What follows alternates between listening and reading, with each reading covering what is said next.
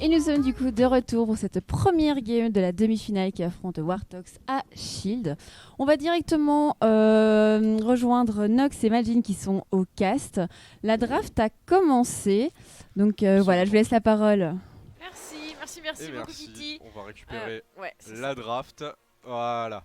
On a eu le temps de regarder un peu les OPGG, donc c'est Wartox en blue side de retour, c'est normal, c'est à cause de l'arbre. On a ban Volibear qu'on n'avait pas encore vu jusqu'à maintenant, si il a été joué hier une fois je crois.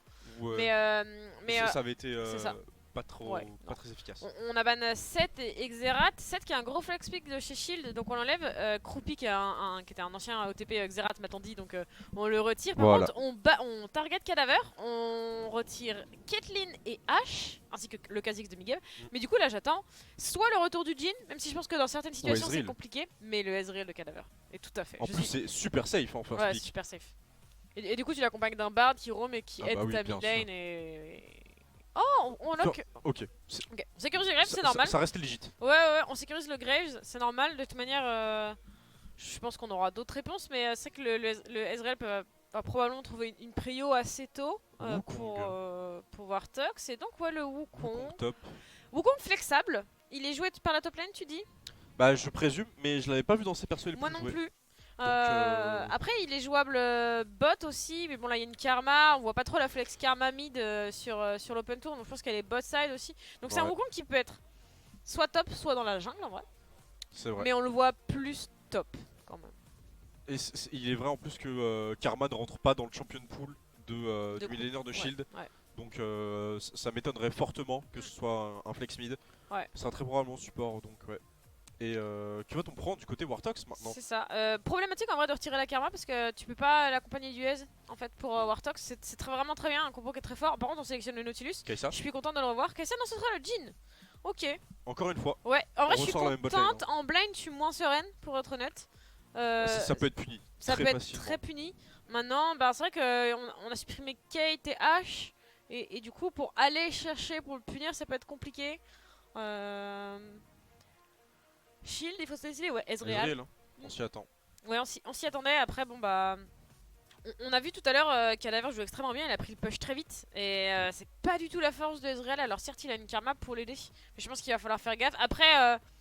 Karma, tu meurs pas quoi. Ouais, puis ça reste quand même prio quasiment instantané avec le mantra Q, enfin c'est vraiment très sale. Ouais. Donc on a une idée intéressante, on va retirer le Galio. C'est surprenant ce focus du ban Galio face à Wartox. Ça a dû les choquer, ils ont dû regarder les replays je pense et ils ont vu l'utilité véritablement. On supprime la Syndra, très fort Syndra. Qui est l'un des persos en plus également les plus joués du midlaner de Shield. Le Horde. Le ban Horde. Respect. C'est pas respect Dan, là c'est respect Loop. Ouais, franchement c'est mérité. Maintenant qu'est-ce qu'on prend face à ce Wukong? Ce serait le vicomte de la top lane maintenant du coup. On supprime Aatrox en réponse, du coup on voit ce Wukong dans la jungle plutôt je pense. En vrai why not? Je peux comprendre ce que tu bannes un top laner, tu peux... Ouais c'est ça, ils ont peut-être ils doivent avoir plus d'informations que nous là-dessus. Et le Malphite contre Jhin c'est free. C'est free. Oh le Sion, on le revoit. Et en vrai, j'aime bien parce qu'on a déjà 2 AD carry chez Wartox. Et du coup, j'aime beaucoup cette nouvelle frontline. Ça fait très mal en plus, Sion. C'est tank si longtemps, c'est un enfer. Donc j'aime bien ce Sion. J'espère qu'il va être lock. En revanche, j'ai un peu de mal à voir ce qui pourrait être joué au mid en fait. Là, il faudrait. Le finalement. Bon, en vrai, c'est cool aussi. Au moins, il peut lock le Ezreal. C'est ça qui est bien. Par contre en mid, là en théorie il faudrait de l'AP qui dépouche et qui met la pression. Sauf que t'as un Malphite en face et t'as un Wukong. Shogat. Quoi? Non. Mais non. Non, oui voilà.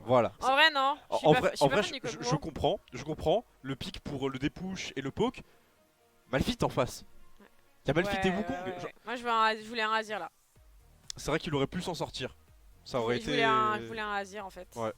Je cherchais un pick justement qui puisse quand même s'en sortir en 1v1 et qui puisse avoir un minimum d'escape et de pile pour lui-même, sachant qu'il va avoir 2 Mongols qui vont lui courir dessus et Azir qui est pris en face. Là c'est tendu cette draft. Elle est... Elle est à l'avantage de Shield quand même. Ouais, très en dedans de leur côté. Hein. J'aime pas du tout ce Kog'Maw. En fait, Azir n'aime pas trop se faire all-in. Les CD sont très longs. Oui. Tu peux t'échapper très difficilement. Alors que c'est facile de all-in par contre. Je suis vraiment fan de ce Kog'Maw. Il va se faire all-in en plus par un Maokai et un Wukong. Je suis pas du tout satisfaite de cette pro draft. J'apprécie pas forcément non plus, hein. Comme dirait un certain animateur radio, j'apprécie à moitié. J'apprécie à moitié. Je pense qu'on va renvoyer vers le desk, ils ont sûrement des choses à nous dire. Donc on va les écouter et on reviendra sur la game un peu après. Merci. Bon, du coup, on a entendu Nox et Majin qui n'étaient pas forcément pour la draft de Wartox, mais plutôt donnant un avantage à la team de Shield. Ici, je suis accompagnée de Neuro et Dull. Qu'est-ce que vous en pensez, vous ? Je suis vraiment d'accord avec eux. Je suis pas fan du pick Kog'Maw, genre du tout. Contre un Malphite, contre un Azir, contre un Wukong. Je suis très dubitatif par rapport à ça. Après, fallait forcément de la paix avec du dépush, comme ils l'ont dit. Il en fallait dans l'équipe, mais je veux vraiment un carry sans mobilité comme ça, qui peut facilement se faire bullier en early. Vraiment moyen. Surtout que là, à côté, la bot lane, c'est quand même un peu à double tranchant. Genre, on a Jhin, Nautilus, qui est très fort, mais Ezreal, ça scale très bien. Ça peut tomber des front lane. Ça a une karma pour le peel. Ça peut être très safe en lane. À côté, on aura un gros teamfight avec Malphite Azir qui vont DPS derrière. Là, franchement, je donne complètement la compo à Shield. Hein. Ouais, je suis d'accord. En vrai, quand on voit les bans, je pense qu'il y a une Orianna qui était prenable. Il y avait le Azir aussi, hein, puisqu'il a été pick en dernier pick par Shield. Donc le Azir était prenable et vraiment, Dieu sait que Maro est incroyable dessus. J'espère qu'on aura l'occasion de le voir, mais Maro est vraiment impérial sur l'empereur justement. Du coup, c'est le mot. Du coup voilà. Et en fait, je suis un peu déçu de ce Kog'Maw, ouais. Orianna, ça t'apporte un peu plus de teamfight. En plus, faut que je revoie la draft vite fait, mais t'as un Maokai qui peut porter la shockwave et ce genre de choses qui fonctionne. Mais en fait, ce Kog'Maw, il va se faire empaler pour moi. On va voir justement si Kruppi sera aussi impérial sur le Azir. Et du coup, Doyle, un avis ? Disons que Kog'Maw, ça peut être intelligent pour le peu. On connaît la capacité de sniping de Maro, mais c'est vrai qu'en plus, on avait Azir open. J'aurais plus vu notamment aussi Azir. Surtout qu'il a été pick ensuite en réponse à Kog'Maw, donc ça va falloir vraiment faire très attention. Parce que après, heureusement qu'on a quand même Maokai Nautilus comme front lane et pour essayer de, pourquoi pas, venir titiller, notamment avec la mini Shockwave, pour aller venir chercher cet Ezreal qui va être quand même bien pile avec une karma. On aura 2 grosses murailles qui seront Malphite et aussi le mur de la partition impériale de Azir. Et en plus, t'as Kog'Maw qui peut venir chercher ce Jhin avec notamment son ultime, avec son double bump et son clone. Donc vraiment, c'est vrai que je suis pas très fan de la compo de Wartox comparée à celle de Shield. Et là, si on devrait noter sur la draft, je mettrais un point pour Shield. Ouais, très clairement. Je pense que Shield peut vraiment prendre ce premier match de manière assez strong. C'est pas simple à prévoir. Après, voilà, on sait que Wartox individuellement sont très bons. On sait qu'ils sont capables de créer l'upset par leur play individuel, par le play macro, par leur gestion de lane, etc. Mais sur le papier... C'est étonnant parce qu'on a l'habitude justement, Wartox qui généralement gère énormément leur draft, donc c'est un petit peu étonnant qu'ils se laissent submerger comme ça par Shield. Honnêtement, moi je vois un point positif quand même dans la draft Wartox, c'est que certes le Kog'Maw va avoir un peu de mal en lane à cause du go-in qu'il va pouvoir subir, mais il y a une sacrée front lane. Ouais. Faut réussir à passer le Maokai et le Nautilus, il y a beaucoup de CC. Le truc qui m'embête, c'est que t'as Azir notamment qui est capable de le faire, Wukong qui est capable de le faire, Ezreal qui est capable de le faire. Et en fait, pour moi c'est problématique parce que cette frontline, on a plusieurs moyens de passer outre du côté de Shield. Et en plus de ça, si tu sais que tu veux pick ton Kog'Maw, une fois de plus, pourquoi tu prends pas ce Thresh qui offre à tes carries immobiles un moyen de se repositionner en fait. Parce que Thresh, bon c'est une frontline moins efficace que Nautilus, mais ça reste tout à fait ok. Ça t'offre un shield, ça t'offre la lanterne, ça t'offre le flay qui permet de disengage. Et une nouvelle fois, je pense que dans les mains de Ben Asset, Thresh c'est vraiment incroyable. Et que si tu veux, pick, ok, d'accord, ce Kog'Maw, parce que c'est cheesy hein, en vrai, ça peut fonctionner. En late game c'est très strong, on connaît les capacités de sniping comme disait Doyle, ça scale très bien. Et ça peut vraiment fonctionner. Mais le fait est que si tu veux vraiment le pick ce Kog'Maw, faire le cheese, accompagne-le correctement, prends un Thresh, la botlane Jhin Thresh c'est très strong, Pourquoi ce Nautilus? Même si je comprends toute la capacité de contrôle, etc., on a quand même un Graves, on a quand même un Maokai. On n'est pas si mal que ça. Je pense que ça n'avait pas été prévu en fait le Kog'Maw de base. Moi je pense que tu peux pas ne pas le prévoir ce Kog'Maw. Est-ce qu'on n'a pas voulu faire comme la game précédente, c'est-à-dire qu'on a eu Benasset qui a roam énormément avec son Nautilus. Est-ce qu'on s'est dit on va pas faire pareil avec pourquoi pas un Kog'Maw qui quand même si on a un petit catch de Benasset en mid, on sait Kog'Maw même s'il est loin il peut snipe et après il peut amener un slow et avoir un DPS assez rapide. Mais en face on a répondu avec Azir et Azir qui a notamment grâce à sa virgule qui a quand même une très grosse capacité de mobilité. Est-ce qu'on s'est pas fait un peu piéger ou alors est-ce qu'on a complètement un plan dans la tête pour Warthog et que nous on ne le sait pas? À mon avis peut-être, enfin je serais pas étonné d'en voir un mais là pour l'instant il s'affiche pas réellement. Est-ce que ce n'était pas dangereux aussi de piquer un Kog en sachant qu'ils ont le counter pick juste derrière? En plus, je pense qu'on avait l'intention de pick ce Kog'Maw parce que tu peux pas pick Kog'Maw juste sur un coup de tête. On le disait, il y a besoin de setup autour. Mais je trouve que le setup est pas bien fait, on banne pas correctement. Alors on banne la Syndra certes, mais en fait je pense qu'entre la Syndra ou le Azir, vaut mieux ban le Azir face au Kog'Maw que la Syndra. Parce que mine de rien, Kog'Maw ça peut taper de loin, et donc ça peut jouer de manière ok. On l'a vu face à Orianna qui a une range un tout petit peu plus petite que Syndra, mais sur le papier le match-up est à peu près ok, c'est à peu près le même. Mais là face à Azir c'est vraiment... Mais je pense que du coup ici, vous êtes unanime, la draft elle est clairement gagnée par Shield quoi. Bah le truc c'est que Azir et Ezreal quoi qu'il se passe, s'ils finissent par outscale, ils vont faire fondre la front lane qui protège le Kog. Donc après on va le voir d'ailleurs dans la game qui va se lancer dans vraiment un peu longtemps. Je crois qu'on va vous repasser la main niveau cast. Ah d'accord, je pensais que t'avais pas fini ta phrase. Tiens, je m'improvise. D'accord. Mais justement, la game va bientôt se lancer. On voit que ça va se lancer d'ici quelques instants. Donc je vous donne la parole. Nox, Majin, c'est à vous. Bah oui, on va se lancer. Ça y est, Merci, on est dans les demi. Déjà, on avance bien dans ce tournoi. Oui, c'est dans ça. cette dernière étape de l'Open Tour. La 7ème. Ouais, 7ème étape. On est en demi. C'est le premier match face à Shield. Shield ont été très bons sur tout le tournoi. C'est une équipe qui est très stable depuis très longtemps. On le sait. C'est un gros opposant à Warthog. Shield prenait régulièrement des games au tueur par exemple. Tueur, je crois, n'est jamais passé au travers de Shield sans leur lâcher une game. Donc c'est une équipe qui s'accroche beaucoup. C'est une équipe qui a, je pense, très envie de perf. Ils ont les moyens. Ils ont les moyens de le faire et c'est vrai que sur le papier, cette draft, elle le fait complètement. De fou. Il y a vraiment tout ce qu'il faut dans une bonne draft comme ça. Et là, véritablement, c'est ce qu'on a. Et je crois entendre dans l'oreillette que ça y est, la partie est lancée. Et ça y est, ma chère Nox, on se retrouve donc pour cette première game de ce BO3 de demi-finale opposant Warthog en blue side face donc au Shield eSport en red side.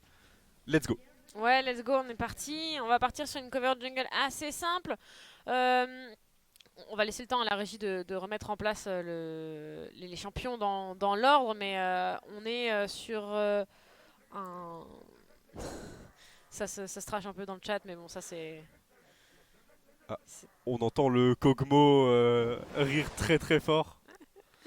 Tout à fait, ouais. Donc on est sur une cover jungle assez simple. Donc on a un Wukong dans la jungle, c'est pas le meilleur jungler que tu peux trouver. Je pense que Graves est beaucoup plus efficace early. J'attends ce Graves dès le niveau 3 sur un gank. Il va commencer top side apparemment, donc sur son bleu. Donc il y a un gank mid ou un gank bot qui est faisable. Je pense que... Bah pourquoi pas, hein, de toute manière... Il faut tenter. Pas grand intérêt de toute manière de gank cette top lane. Hein. Non, à aucun moment. À aucun moment ça va être utile. Il va vraiment falloir viser le bas de la carte pour les shields. De toute façon, on sait que niveau 6, ça va juste full all-in sur Maro. Ouais. À quel moment est-ce que ce Kog'Maw, d'ailleurs, ce chien actuellement... Ouais, c'est Dogmo. Dogmo. À quel moment est-ce qu'il va pouvoir s'en sortir quand il se prendrait une virgule into partition impériale? Ouais. C'est pas possible. C'est justement pour ça que Azir est vraiment super fort contre les persos qui n'ont pas de dash en fait. C'est ça. En vrai, on va voir la gestion de lane en botlane, ça va être plus compliqué. Je reviens sur ces ganks du Graves, mais en fait, est-ce que t'as vraiment envie de gank Karma Ezreal qui sont genre relativement ingankables? Il n'y a pas besoin. Donc je pense qu'il y a un pile important à trouver sur ce Kog'Maw pour la mid lane. Est-ce qu'on peut juste inverser le Jhin et le Graves à la régie s'il vous plaît, histoire de remettre tout dans l'ordre? Voilà, merci, parfait. Et, et du coup, on est sur un timing niveau 2. Une nouvelle fois, l'avantage 1 de Cadaver. Ils sont vraiment très strong sur leur gestion. Je pense qu'il y a vraiment une analyse très précise et très poussée de faire de leur gestion de lane au niveau 1 chez Wartox parce que c'est systématique. Ils ont le niveau 2 avant. Très bien. Ah ouais. Vraiment très bien. C'est vraiment systématique. Je pense qu'il y a une grosse synergie Cadaver Benasset. On n'en parle pas du tout, mais ça synergise extrêmement bien. Ils jouent extrêmement bien ensemble et c'est vrai que je trouve ça assez cool. Actuellement, dans cette version-là de Wartox, c'est vraiment l'encre un petit peu. C'est, on va dire, ce qui est vraiment solide. Ouh, l'invade L'invade de la botlane, on a pris la priorité. Du coup, on invade ce Wukong. On sait qu'il peut pas faire grand-chose. Il y a Migab qui essaye de cut. Il est derrière, il est au niveau des loups. En plus, Baobab se fait, Cruppy se fait bien push. Du coup, on va pas réussir à récupérer ce blue buff. Il va probablement être fait par Graves. Il a son smite de disponible. Ça va être un 3v3. Ça va être un 3v3, mais on n'a pas la pression pour Azir. On peut tenter une décale, mais ça va être compliqué parce qu'on va perdre beaucoup de farm. Là où Maro peut le faire, pendant qu'on voit ses tanks. Du coup, on commente la minimap parce que vraiment la top lane, on s'en fout. C'est récupéré par Migab Admiral qui se fait contrôler directement sa clone et ça flash out le Nimbus directement.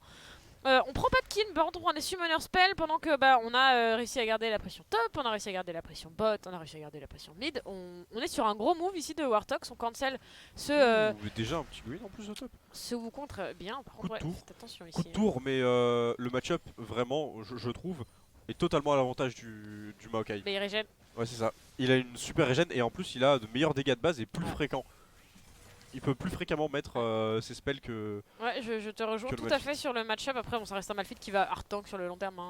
C'est sûr. Sauf s'il part AP, mais il a une grasp, donc il va partir tank. Attention, le très bon contrôle posé sur Serekov ici. Il faut faire très gaffe. Le Link qui va passer, le heal qui est utilisé. Benasset qui est reculé sous Ignite. On va tanker pour lui, mais ce sera pas suffisant. Walud qui a all-in un peu ardument sa TP pour les deux top laners. Ah non, c'est Kog'Maw. Ah non, c'est les deux top laners, pardon. Je voyais Kog'Maw, mais il était sur une animation de back, pardon. Et du coup, on va concéder la pression pour Shield. Walud et Serekov reculer. On va revoir.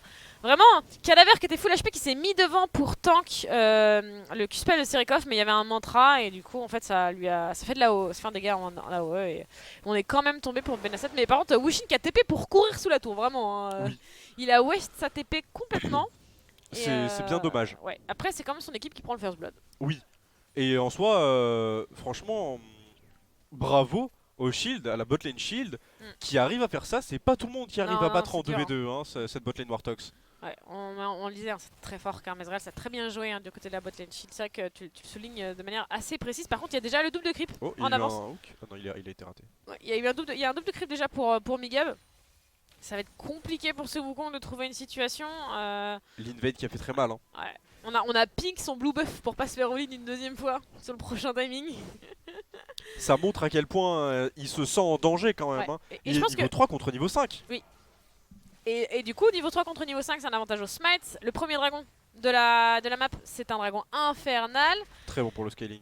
Très bon pour le scaling. C'est pas celui que tu préfères avoir early, mais comme on a Jhin Kog'Maw. Oh, le grab qui va passer directement, c'est très bien Link avec Cadaver ici, le lien peut-être ça va pas toucher, on est forcé à reculer, c'est plutôt à l'avantage, du coup ça pique le Drake parce qu'on vient de récupérer la pression, j'en parlais, le Drake qui va être fait, c'est pas gérable sur un outsmite pour Admiral, donc on va simplement back, ce sont les plus il était topside, il était absolument pas disponible. Et Loop qui se prend quand même un gros trade là-dessus.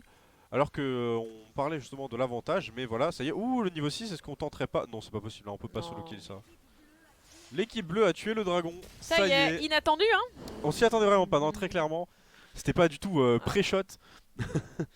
Dans tous les cas, Migab, donc, qui a déjà 45 creeps à 6 minutes et 30 secondes de jeu. Alors qu'il n'y en a que 25 en face, il a 20 creeps d'avance, il va compléter je pense son item sur son prochain back. Ouais, j'aimerais attirer ton attention sur un truc aussi très particulier. On a un rush phasique sur Kog'Maw. On parlait du manque de mobilité de ce Kog'Maw, je suis contente de voir qu'au moins on en a conscience et que dans les maîtrises, on a fait ce choix du rush phasique parce que tu peux faire quand même le Vitek. Il avait fait pareil à la dernière partie. Ouais, c'est vrai. Et c'est vrai. Dans le même match-up d'ailleurs. C'est vrai. C'était contre un Azir aussi il me semble. En tout cas la dernière fois que j'avais vu... Azir ou Orianna. Oui, c'était Orianna. C'était une autre game avant que j'avais vu ça, c'est my bad. J'ai confondu. Et je suis content de voir cette maîtrise quand même, c'est-à-dire qu'on met de côté un peu la vitesse d'attaque et l'arbre précision pour la survivabilité et ce rush phasique. On a un fit footwork aussi sur Cadaver, donc on savait de base qu'on aurait une qui serait pas simple avec cette Karma en face notamment qui poke beaucoup. On a le Lethal Tempo pour Azir. En vrai, le Lethal Tempo est très fort, mais j'aime tellement la comète. En fait, je pense que Maro, qui a peu de mobilité, peu d'escape, la comète l'aurait détruit en lane. Alors certes, sur le long terme de ta game, bon, c'est pas ce que tu préfères, mais pour être honnête, je trouve que tu détruis ta lane en fait. Tu détruis ta lane, tu hard poke avec tes champions, avec tes soldats, tu hard poke avec ta comète, t'as le reset de la CD quand tes soldats attaquent le champion adverse, et du coup tu poke encore plus, et c'est vraiment super fort. Quoi qu'il en soit, on est niveau 6 pour tout le top side de la map, à l'excepté de ce Wukong qui a 2 niveaux de retard et qui est vraiment...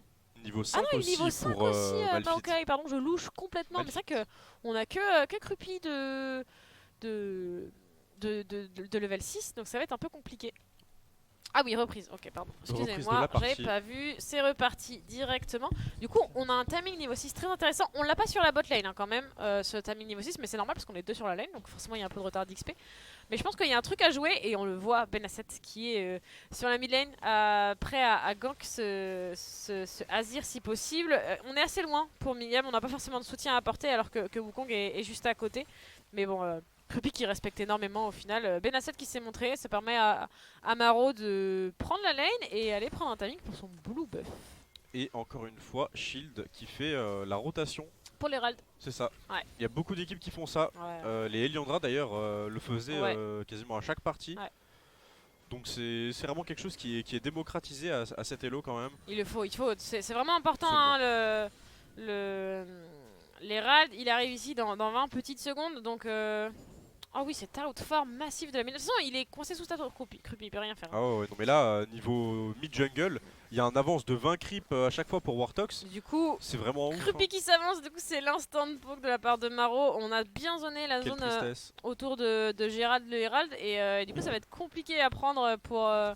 Oh, le flash de Benasset directement. Et c'est une Karma qui se fait détruire. Ce sera en plus de ça récupéré par Migab. C'est un Graves qui était déjà très en avance, qui va se mettre encore mieux. Du coup c'est un free Herald. Une nouvelle fois on a un niveau de retard pour Amiral, donc on peut pas le contest. On est très late de toute manière sur le timing. La partition impériale sur personne. Ouais. Par contre il y a plus de flash. Ah bah maintenant ça veut dire que Wukong dès qu'il passe 6 ça va être gratuit. Enfin qu'il passe 6, oui en vrai dès son niveau 6 il pourra venir, même s'il n'y a pas de partition impériale du côté d'Azir. Ce sera suffisant.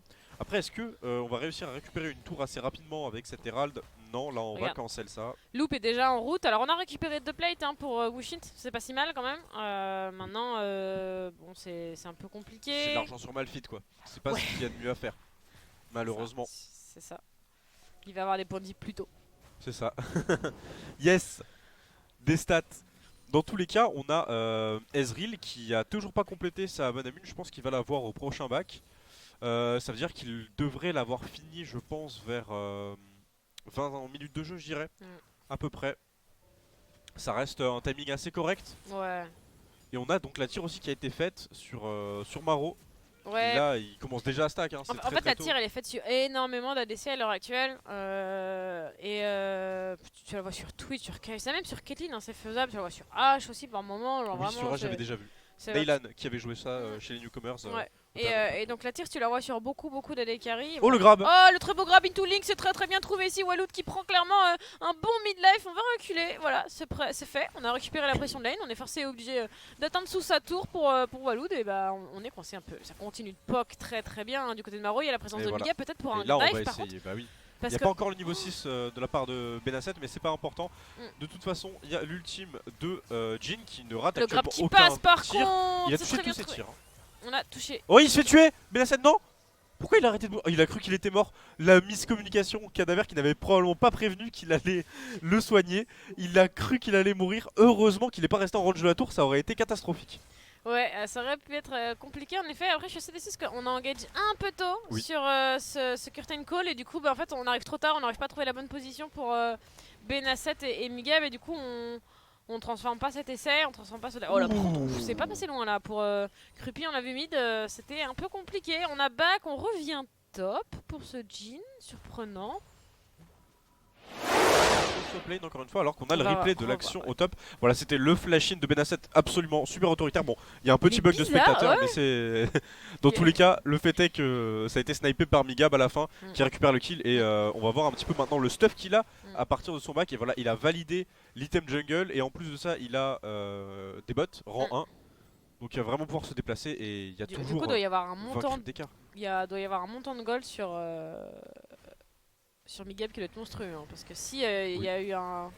Oh, en plus la first brick mid qui tombe, bah oui forcément avec Maro qui a autant push, c'est évident. Et là encore une fois, Migab qui récupère 410 gold ici, ça va lui permettre vraiment d'avoir tellement d'impact. Et en plus, une fois qu'ils ont récupéré la tour, c'est quoi comme timing? C'est le timing dragon. Ah bah bizarre parce qu'en plus il n'y a plus la pression mid, du coup c'est pas défendable par shield. Oh là là. Et c'est décidément vraiment très très bien joué de la part de Wartox qui utilise... qui a une très très bonne macro tout simplement. Hein. Ils ont joué l'Herald au bon moment, ils l'ont gardé pour pouvoir justement détruire cette tour mid, la first brick du coup, et en plus de ça faciliter la prise de vision sur le dragon. Et là Migab par qui contre Walou t'es perdu, t'es complètement perdu mon pauvre Ezreal, ça va être compliqué, on a réussi à prendre le kill sur Migab, mais il y a une très bonne racine qui est posée par Loop, ça va quand même tomber, c'est plutôt à l'avantage de shield, ça par contre les points de vie sont très très low, on va louper toutes ces balles pour Cadaver alors que on les a toutes mis sur le curtain call d'avant, on en a pas mis une seule ici, du coup on n'a pas du tout la position sur le dragon, on retrouve un grab mais c'est sur Wushik, c'est pas forcément très intéressant, on pose quand même des points dégâts, la partition Averial dans le visa flash pour Crupi, faut faire gaffe, on a cancel ce Maro ulti plus d'artillerie vivante. Allez faut qu'il pré-shot le Azir, Ah il a pré-shot un mauvais bush. S'il te plaît, oh non. Est-ce qu'il va voir Walou? Non il va pas voir. C'est trop dommage. Ils sont tellement low HP. Et tout ça, c'est parti en fait du hook de Benasset qui a été totalement piffé. Hein. Alors, certes, Migab s'est fait catch et n'a pas eu le temps de flash. Mais le hook raté de Benasset, ça fait qu'il s'est retrouvé tout seul. Non, mais qu'il n'a pas pu l'aider de suite, Migab. On a réenchaîné ce Drake, on n'a pas la position du coup, vu qu'on a été forcé à back pour shield. Du coup, c'est un Drake qui va aller dans les mains de Wartox. Donc on continue de prendre de l'avance ici. On a les millénaires qui ont bougé sur la bot lane. Âme du dragon désert. Pas la... Elle reste quand même bien. Après je suis d'accord qu'avec le Maokai et l'équipe d'en face, l'océan aurait vraiment été incroyable pour Wartox. Mais là ça va... Alors qu'à contrario, l'âme des vents pour Shield très intéressant. Enfin, plus souvent le all-in de Maokai, le cyclone de Amiral, la partition impériale de Crupi, c'est très intéressant je pense. Donc voilà, mais bon c'est vrai que pour Wartox c'est pas forcément celui dont on a envie. On est tout seul pour Cadaver en mid lane, c'est un peu surprenant. Loop et Wushing qui ont repris leur position sur topside, mais la pression est à Loop. Peut-être par contre oh la bonne virgule, ça flash une nouvelle fois du côté de Maro. Mais oh le... C'était violent. Ah ouais là... On a voulu véritablement tuer l'adversaire. Tu oses virgule mon grab. Reste là. Prépare-toi. Ne bouge pas, j'arrive. Ouais, c'était très propre du avoir de Benasset. Hein. Le grab était bien senti, ça flash. Oh attention, il y a Migab qui arrive. Hein. Bon, ulti out. Ouais.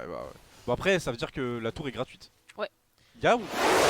Et ça m'étonnerait qu'il puisse faire quoi. On va revoir ce fight au dragon, c'est un peu late mais bon. Loop qui est tout seul, qui essaie de faire les racines un peu, c'est compliqué. Ezreal 2 HP Ezreal. S'en sort à pas grand chose. Là on loupe une première balle, on loupe une deuxième balle. On loupe, allez, on la touche celle-là et on loupe la dernière, la critique, la plus importante en fait. Et c'est un peu compliqué. Et voilà, au final la tour top du coup, la T1 top a été récupérée. Amiral n'a pas pu contester et en plus de ça il se fait voler le... il se fait voler le bleu. Wukong il peut pas jouer, il a constamment un niveau de retard. Et pourtant il est en 2-0. Ouais. Mais... Et l'Herald, et ça enchaîne. D'un côté la map on vole le blue buff, de l'autre on fait le deuxième Herald. C'est compliqué à gérer, on est en back pour Maro et pour Benasset. Je pense qu'on va reprendre sa mid lane peut-être pour... Quoique je suis pas sûr que... Maro peut pas trop aller en side. Que Maro... Ouais en fait le truc c'est que Maro là, s'il veut continuer à push il va devoir s'avancer beaucoup, mine de rien, parce qu'il n'y a plus de T1. Ouais. S'il n'y a pas Benasset, c'est fini pour lui. Hein. Il pourra jamais contester. Il retourne en side de Maro. Je comprends parce qu'en fait il va réceptionner tout le farm qui va arriver, il va scale tranquillement. On a déjà la moitié du liandry qui a été fait, c'est le déguisement hanté. Voilà, j'avais plus le nom en français. et du coup, on a récupéré ce déguisement hanté pour Maro. On n'est pas si mal. On fait face à Croupi plus Amiral. Amiral, je pense qu'il est pas vu, donc il va falloir faire gaffe à pas trop s'avancer. Ça ping pour Maro sans doute. La présence de Benasset dans le dos directement. La grenade ASM qui a été mise sur Croupi. Ça va toucher très bien. Le grab qui touche une nouvelle fois. On se fait complètement delete. La partie impériale juste sur Benasset. C'est tout juste un bum. Ça sort pas forcément à grand chose. Migab qui est pas loin plus de ça. Mais je pense que Amiral va tomber avant. Et le snipe une nouvelle fois pour Maro. Et là, c'est compliqué. 2 kills déjà pour Benasset qui fait les bonnes décales. Hein. On en parlait. Ce chemin-là par derrière, il passe par derrière. C'est dommage qu'on voit pas la minimap parce que j'aurais voulu voir le tour qu'il fait. Voilà, il arrive de loin derrière. Il arrive en plus avec le déwarder pour être sûr de pas être vu. Il attend bien la fin pour faire le stun. Il termine le kill, il le valide. Et puis après. Vraiment trop fort. Du coup, c'est la T2 instant avec le deuxième Herald puisque tout le monde a fait la rotation. Enfin, on voyait Migam qui arrivait déjà. Donc forcément, je pense qu'il y a. Non, il n'y aura pas de deuxième charge. Par contre, on a trouvé l'ulti, on en parlait sur Maro de Maokai. Wishin qui trouve pas si mal une position. Si, attention, c'est l'interruption qui est récupérée par le Wukong sur Croupi. Il est tout seul, il se fait détruire, bien sûr, il se fait détruire. Par contre, super ultime de Maokai, super ultime de Maokai. Alors qu'on a le Azir qui essaye de s'enfuir, Azir qui va réussir à survivre, je crois, personne ne va le tuer. Walloud qui fait le taf sur Benasset, du coup on est forcé à reculer. On va trouver de Link sur Cadaver, du coup il faut flash out carrément du côté de Loop. C'était pas si mal senti de cette ulti, comme tu le disais, très justement insane, sauf qu'en fait si Azir prend cette ulti, c'est parce qu'il est en train de poser son passif. Du coup on se retrouve à dive une tour qui n'était pas là à l'origine. C'est un peu compliqué. Et au final ça a vraiment été une tour super clutch. Totalement tour MVP là. Arrêtez le move en fait. Là on va voir, ça tombe, la charge de l'Herald qui est bien trouvée. On va faire tomber cet Herald là, sur assez rapidement, sur l'auto-attaque de la Karma. Hop. Et là on trouve un bon ulti, une bonne engage sur Maro. On en parlait pendant la draft du problème. Et là, il flash le Wukong. Sans le flash du Wukong, en fait, il n'y avait pas assez de follow. Et regarde, là, Azir, pendant ce temps-là, il est en train de poser sa tour. Là, il va la poser on trouve un bon ulti. Non, même pas encore. Toujours pas. Elle est posée après. Ok. Et du coup, forcément, la tour clutch qui crée la différence ici. C'était pas si mal. On a Walloud qui trouve une bonne décale, qui trouve un bon burst aussi sur Cadaver. Donc. C'est très bien joué de la part de Shield. Je sais pas si ça suffira à faire la différence parce qu'on est déjà à 5000 gold, enfin 4000 gold en retard, on va dire. Et un troisième dragon qui a été pris, le dragon de Damoclès. C'est un dragon de. Ah, il a bait. Amiral qui a bait, il a fait croire que c'était le clone, mais bon, donc de toute façon ça servira à rien, c'était juste le beau jeu. Et on voit déjà les dégâts que Maro commence à faire. 394 avec un seul spell qui est là toutes les. Je sais pas, 2 secondes même pas. Un seul spell mais 2 items, on a l'archange qui est full stack, on a le liandry qui est arrivé, donc c'est compliqué. Là où on a juste la Donashore sur Azir, il y a mine de rien plus de 20 creeps d'avance pour ce Kog'Maw, donc c'est forcément un peu compliqué. Walloud ici qui prend quand même pas mal de poke, la grenade ASM, le Link directement, le curtain call qui est posé. On vient tanker pour lui du côté de Serekov, mais on va tomber je pense directement. C'est Loop qui va prendre le kill sur la Karma. On s'en sort vivant pour Walloud, mais on n'a pas grand chose à faire. On va se faire all-in la partition impériale qui envoie Loop sur le Ezreal et qui le tue. Wishint qui n'aura pas le temps, la possibilité de tanker, c'est récupéré pour Maro. Croupi qui tue son AD carry. Croupi, il fait quoi? Tu es vivant? Attends, regarde, je t'envoie un Maokai. C'est terrible ce qui s'est passé. Cette partition impériale, elle était bien sentie. Mais en fait, c'est le Ezreal qui a la réception, qui a pas d'ulti. Du coup, on Q-spell pour Loop et c'est terminé. Et du coup, on va faire la rotation top.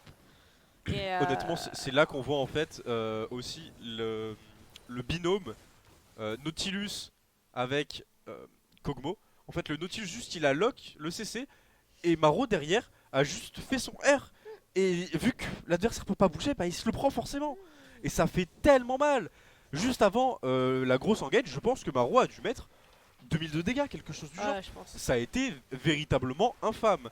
Là, le Kog'Maw est très difficile à gérer pour les adversaires qui n'ont pas réussi à scale. Et là, le Wukong, on disait que voilà, il pouvait faire des ganks et tout, mais en fait, on l'a pas véritablement vu dans la partie actuellement.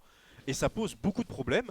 Parce qu'il n'arrive pas à se faire sentir. Il a fait un seul flash air tout à l'heure qui a permis d'avoir un kill, mais au final, est-ce que ça a permis de prendre des objectifs? Non. Est-ce que ça a permis de remonter la partie? Non. le pick est pas incroyable. Et là, on a Waloud qui va se faire Waloud, quasiment il est mis grab. pause Bon, encore. On va trouver Et le stun plus les racines, c'est compliqué. On a trouvé le kill sur Amiral, on a trouvé le kill sur Waloud. Double kill pour ce cadavre qui va probablement prendre un triplé ici sur la Karma. Et du coup, il y a Wushint tout seul. Le curtain call une nouvelle fois. On est coincé. La balle qui touche. Maro qui est là au DPS directement. Benasset pour poser du contrôle. On rate on n'a pas attendu le stun de Benasset pour poser la critique, c'est terrible. En tout cas, c'est Maro qui récupère ce kill.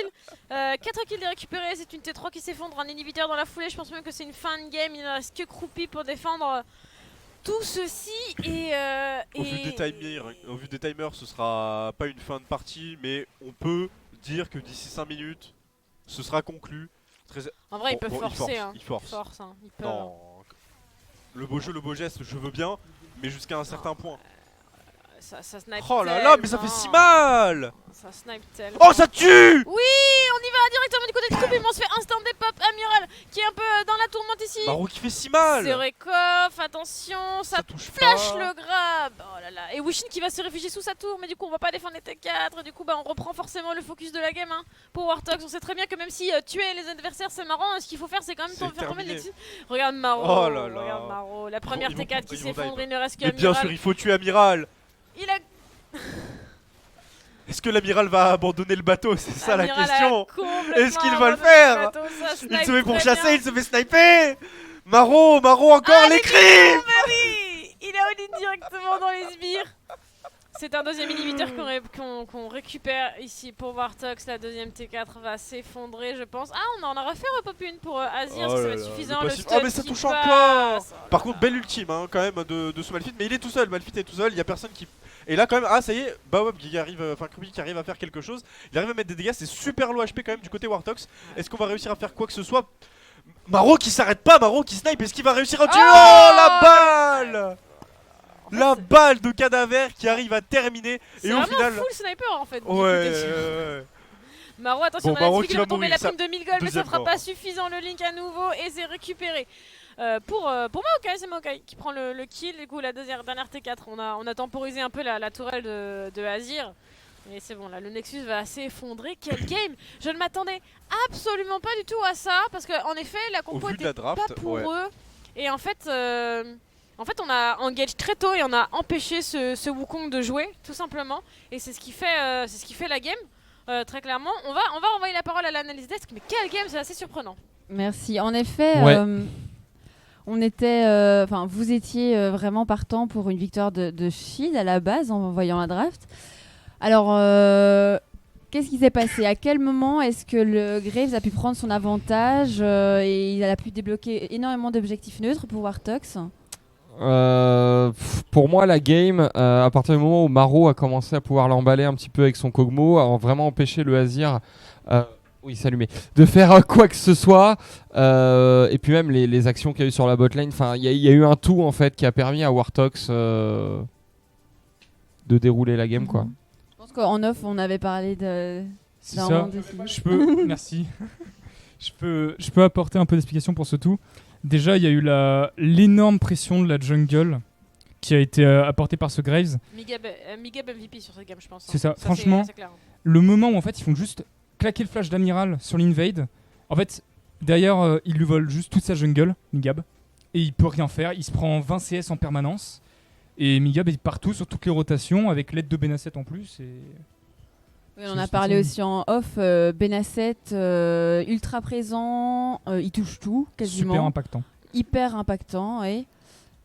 Si je peux me permettre, la façon dans laquelle il a Shadow et suivi totalement Maro, ça a été incroyable. Genre les 2 kills qu'il prend sur le Azir, ça termine la partie du Azir, il fait plus rien après. C'était important. Alors en fait, ce qu'il faut savoir, c'est que sur ce match-up mid, même si c'est plutôt... ça peut être compliqué pour le Kog'Maw, Kog'Maw ça push très bien, on l'a vu très vite. Et en fait, ce qui est important, c'est que cette invade qui met Amiral dans le fond, elle peut exister parce que Kog'Maw a la pression. Mais c'est parce que cette invade elle réussit que Kog'Maw peut continuer de jouer sereinement sa lane parce qu'en fait il n'y a pas de jungler pour venir le déranger. Et du coup c'est vraiment une balance très précise entre ces deux moments-là de Kog'Maw qui a la pression sur sa lane et qui permet à son équipe d'invade au bleu et de détruire la game d'Amiral, et le fait que cette invade elle passe pour Wartox, que si l'invade elle passe pas, Maro 100% il se fait all-in derrière. Ça veut dire qu'on a aussi récupéré des kills, que ce soit sur le Ezreal ou sur le Wukong, éventuellement sur le Azir. Donc en fait il y a un enchaînement très précis, c'est très clutch à ce moment-là. La game elle se joue là en fait. Mais c'est important. Et après je pense que la manière dont Benasset follow Maro absolument partout c'est important aussi parce qu'on l'a vu, Maro il prend le moindre contrôle, il tombe. Ouais. Vous étiez justement hyper perplexe par rapport au pic de Kog. Vous aviez parlé d'autres pics qui auraient été peut-être plus intéressants. Verdict final. Bah, quand tu vois que Maro est légendaire, tu te dis que ça a fonctionné. Je sais pas, mais après, est-ce que c'est Maro qui a été extrêmement bon ou Shield qui a très mal joué finalement contre ce Kog'Maw? Dans la logique de la draft, le Kog'Maw aurait pas dû vivre. Il aurait pas dû pouvoir s'exprimer autant, je pense. Après, il y a le skill individuel, il y a la cohésion d'équipe, il y a tout un tas de choses qui se sont mis en place du côté Wartox qui ont fait que ce Kog'Maw il a pu s'exprimer, il a pu être là, il a été mis dans les meilleures conditions pour pouvoir justement détruire la game. Quand on voit les snipings à la fin, les dégâts monstrueux que met Maro, je veux dire, dans une game comme ça d'open tour, si t'es légendaire, c'est quand même que t'as pris des kills, qu'on t'a mis dans de bonnes conditions et que ton perso, déjà il y a une maîtrise du Kog'Maw de la part de Maro, je pense. Je sais pas si les casters sont d'accord, mais en tout cas on a vu un Maro explosif En fait, sur la game qui avait du mal à être arrêté. Je pense qu'on loupe un point important. Si Maro joue autant, c'est parce qu'il a Migab et Benasset qui sont vraiment derrière lui. Vraiment, Ouais, c'est la cohésion d'équipe dont j'ai parlé. C'est vrai que la cohésion d'équipe joue beaucoup, mais c'est tout le support et le pile qu'on a donné à ce Kog'Maw. On a délaissé Cadaver, mais en fait Cadaver est si bon que c'est pas grave, en fait, parce qu'il se débrouille très bien comme un grand tout seul. Et en fait, c'est vraiment très important de mettre ça. C'est la quantité de ressources qui a été investie sur ce Kog'Maw. Il faut bien comprendre que si ça passe pas, c'est désastreux. Et fort heureusement pour eux, c'est passé. On va dire. Du coup, ça fait un 0. Et franchement, quand tu vois la draft, quand tu vois la game, comment elle s'est déroulée, tout ça, pour Warthog, c'est mérité. Je pense qu'on peut pas dire, dire qu'ils aient volé la game ou quoi. Non, le 1-0 là contre Shield est mérité. Et justement, j'ai une question pour vous. Après avoir vu cette première game, est-ce que vous pensez que Shield pourrait prendre une game à Warthog? Je pense pas. Très franchement, après le coup mental qu'ils viennent de se prendre avec cette game, j'en doute vraiment. Parce que là... Ouais, pareil. Non, c'est ce qu'on avait dit d'ailleurs dans le pré-show. On avait dit que ce soit Shield ou Fragbox qui passait, ils allaient être confrontés à un mur qui allait s'appeler soit Warthog soit Eliandra, et que pour moi ils passeraient pas les demi. Clairement, quand on voit la game qu'on vient d'avoir, je pense que là il n'y a pas trop de doute là-dessus. Après là du coup à voir aussi dans la deuxième partie de l'arbre ce que ça va donner, mais je pense que Sanctum ou c'était Sanctum contre c'est Tueur contre Merix. Voilà, contre Omerix, Sanctum contre Omerix. Sanctum n'est pas Non, passé, c'est ils sont pris Omerix 2-1 contre Omerix. Et du coup, là, Omerix sont contre Tueur. Oui. Pour moi, l'aventure Omerix va s'arrêter là. Tueur va passer et on aura une finale Warthog Tueur. La malédiction de Nox continue. Tu avais une dernière chose à dire? Absolument aucune. Bon, du coup, merci pour vos analyses. On va faire une petite pause de 2-3 minutes. On reviendra donc avec la deuxième game de cette demi-finale qui affronte toujours Warthog contre Shield. Merci à tous, à tout de suite.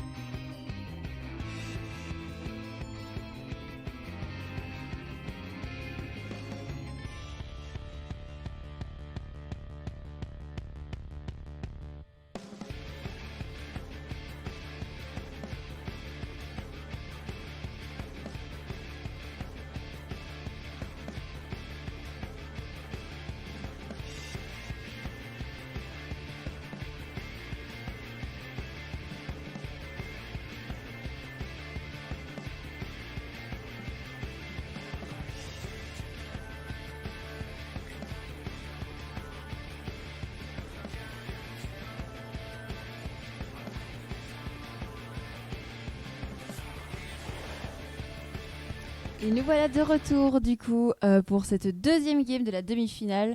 On a vu Wartox s'imposer 1-0 face à Shield. La draft a déjà commencé, du coup je vais directement laisser la parole à Azur et Noro qui sont en cast pour cette deuxième game de la demi-finale. Et merci Kitty, on est parti pour la phase de draft avec Norojo. Tout à fait, Azur. La phase de draft donc, a déjà débuté et il y a 1-0 pour Wartox. Donc à voir comment ça va être joué par la suite. On a déjà eu un ban de Volibear, 7 Xerath et Syndra du côté Wartox. Alors de l'autre côté on a eu Caitlyn, Kha'Zix, Jhin et Kiana. Shield n'aime pas beaucoup les ADC aujourd'hui. Non, en fait on a décidé de clairement focus Cadaver. Oui. En même temps, quand on voit le monstre que c'est, on peut comprendre. Et un ban Lucian, donc 3 AD carry de banni rien que sur ce début de game. Et on a lock Aphelios Bard d'ailleurs contre H Karma, je remarque. Ça va être intéressant en phase de lane dans la mesure où tout va beaucoup jouer sur comment le Aphelios arrive à exploiter son personnage. S'ils arrivent vraiment à exploiter la bot lane Aphelios Bard, je suis persuadé qu'ils peuvent gagner. Par contre, si on voit Cadaver avec Benasset comme ils sont d'habitude avec H Karma, c'est-à-dire à 120%, c'est quasi certain qu'ils vont leur rouler dessus en lane en fait. Bah, j'ai pas grand chose de plus à dire. C'est ça. Si ce n'est que. En fait, en plus il y a une Poppy pour éloigner les gens. Le Wukong. Pour counter la Camille aussi. Ouais. Mais même t'as le Wukong qui saute dessus, tu fais un ultime. Ah oui, c'est vrai, t'as raison. Il disparaît le Wukong, hein, il a fait son truc dans le vent. Franchement, je demande à voir ce que ça donnera sur la suite. Mais en tout cas, bonne draft de la part de un Z qui est sorti par Maro au niveau de la mid lane. On en parlait hier, beaucoup de top elo qui le jouent. Et Kayle, peut-être, du côté. Ouais, Kayle qui est log du côté de Shield eSport. Avec ouais. Bah, pour toi, quel draft Il y a un truc dont je suis sûr, c'est que si jamais c'est du Z contre Kayle, c'est très mauvais. Si c'est du Camille Z, c'est aussi très très ambigu en fait. Ça va beaucoup dépendre. J'ai jamais vu le Z de Maro en fait. Si Maro est aussi excellent qu'il l'est sur Kiana avec Z contre Z contre Camille, il y a vraiment de fortes chances qu'il implose sa lane. En fait, Maro, de tous les picks qu'on a vus, il maîtrise tout. En fait, il a rien. Tous les picks qu'il a pris, il les a jamais laissés au hasard. Et là, je demande à voir ce que ça va donner sur du Z. Z, il va assassiner, que ce soit la Camille, que ce soit le Bard, même la Felios, si on saute dessus, il est plus là. Enfin, il y a un gros potentiel, on peut éloigner les dangers avec cette Poppy, on a de quoi protéger avec cette Karma, et on a le Carthus pour venir achever, même s'il est à l'autre bout de la map. En fait, on a vraiment une compo qui est très complète. De l'autre côté aussi, elle démérite pas, parce qu'on a vraiment quelque chose qui peut protéger le Aphelios avec cette Kayle. On a de quoi également bump toute la team avec ce Wukong. Et on a le destin tempéré du Bard qui peut venir également pile cet Aphelios. Ça peut pile contre Carthus, ouais, surtout. Voilà, donc on a vraiment deux compos assez solides, je trouve. Ouais, les deux compos solides. Après, moi bien sûr, je mets la compo Wartox devant parce que en fait, juste le pick Poppy, ça défonce toutes les capacités d'engage de Shield en fait. Ouais. Ça nullifie tout. Alors est-ce que le plateau a peut-être une réaction, je sais pas, est-ce qu'ils veulent réagir, on leur pose la question. Ouais, ils veulent réagir. Il y a Majin, il est chaud. Donc du coup, on va vous remettre on va repartir en duplex avec le plateau pour un duplex analyse après nos premières impressions à chaud sur cette draft. Kitty, c'est à toi. Merci Azur. Du coup ici je suis accompagnée de Majin et Nox. Majin, tu veux peut-être la parole. Qu'est-ce que tu en penses ces drafts? Alors j'aime beaucoup celle de Wartox, évidemment parce qu'il y a Z, personnage incroyable à regarder. C'est ça. Nox qui me dit que c'est cheesy, je sais pas si ça a été entendu dans le microphone, mais dans tous les cas c'est super beau jeu. Ça va être logiquement une Camille mid de ce qu'on avait vu des OPGG. La Kayle est jouée top. Il a une Kayle d'ailleurs qui est très solide, apparemment, en solo queue, beaucoup de farm, alors que pourtant c'est un petit peu ce qui est difficile à faire. Reste à voir comment ça va être transmis en équipe. Après, contre une Poppy, la lane est quand même sacrément free, et je pense que du coup la Kayle va pouvoir vraiment bien scale, et il va falloir faire attention. Laquelle qui va scale, sacré jeu de mots. Encore une fois, je ne m'arrête plus. C'est le Majin Time. Et Nox, peut-être un avis? Ouais, j'aimerais revenir sur cette Kale aussi. Il faut savoir qu'elle est beaucoup jouée en LPL aussi, mais en fait, c'est en général une grosse réponse à Ornn pour le scaling qu'elle apporte. En fait, parce que Ornn, c'est insortable de lane, donc c'est un problème. Et ensuite, il apporte énormément de scaling. Donc en fait, on a tendance à voir une réponse Kale se profiler sur certaines games pour le scaling que la Kale apporte et son ulti qui est absolument game breaker. Maintenant, au-delà de ça, je pense que la Kale c'est un gros counter à Z et je pense que Maro peut avoir les meilleures mécaniques du monde. S'il fait ça sur un shield qui rend son adversaire intouchable, c'est problématique. Donc c'est compliqué. Je sais pas quoi penser de cette Poppy, mais je suis contente de voir Loop sur un autre pick que ce qu'on a pu voir jusqu'à maintenant. Ouais, c'est vrai que on avait vu que sur du Ornn. Voilà. Après, il reste quand même dans les tanks. Il joue rien de. Il joue rien qui va retourner la game, on va dire, genre une Fiora par exemple. Son équipe le fait très bien pour lui. Voilà. Oui, non, mais c'est ça. C'est ça, c'est-à-dire qu'on le voit pas comme on pouvait voir Noob sur des pics où c'est lui qui va rayonner, c'est lui qui peut mettre une accélération dans le match. Il a plus vraiment des pics utilitaires, des pics de soutien. Quand on le voit avec Ornn, l'appel du dieu de la forge, il renforce les items. Et là, on le voit avec une Poppy qui va. Voilà. Alors Poppy, un peu comme Ornn, mais Poppy ça tabasse. Faut savoir que c'est jouable sur quasiment toutes les maîtrises aussi. C'est un des rares champions qui joue Omnistone, un peu comme Bard, mais on l'a pas vu jouer Omnistone Bard. Mais ça se joue de manière extrêmement différente. En phase de lane, je pense qu'elle va partir sur une grasp, parce que c'est top lane et que du coup il y a de fortes chances qu'elle parte sur une grasp. Mais ça reste ok. On a toujours en vrai ce presser de Carthus. Il faut savoir que si l'ulti de Kale il est game breaker, il peut pas shield tout le monde. Donc ça reste aussi susceptible. Donc en fait, il faut voir. J'ai du mal à voir où on veut aller avec cette compo côté shield quand même. Je la trouve moins solide que ce qu'on a pu voir jusqu'à maintenant. Mais une nouvelle fois, comme ils nous l'ont prouvé sur la game d'avant et comme ils nous l'ont prouvé plus tôt dans la journée ou plus tôt dans le week-end, ils connaissent bien les enjeux de leur draft à chaque fois et ils les respectent bien. Donc même si les enjeux de cette draft me paraissent flous, je pense qu'eux les connaissent très bien et je pense qu'ils sont vraiment capables de les appliquer. Maintenant, la compo shield est ultra solide. Ça va manquer de front lane, mais c'est ultra solide. Si vous deviez mettre une pièce sur une des deux drafts sans penser que c'est Warthog, c'est Shield, uniquement à la draft, vous parierez sur qui? À la draft, je dirais quand même Warthog parce que je vois mal en fait dans quelle direction va Shield. Concrètement, t'as un Wukong qui va vouloir teamfight, un Aphelios qui va faire pareil, et à côté de ça, t'as quoi? T'as deux split pushers en Camille et Kayle. Alors, je veux bien que peut-être que Kayle du coup a été prise en counter à Z et pour scale contre la Poppy, mais ça a fait du coup que la composition n'a pas vraiment de sens, alors qu'en face on sait ce qu'on veut faire et ça va être réalisé très concrètement. Surtout que mine de rien, Aphelios c'était bien nerf. Alors ça détruit pas le champion, on est bien d'accord, mais ça a été bien nerf. H c'est le gros counter d'Aphelios et je trouve que c'est assez ballsy de pick Aphelios dans H, mais quand tu bannes autant Cadaver, tu te retrouves coincé parce qu'il n'y a plus d'AD carré à jouer.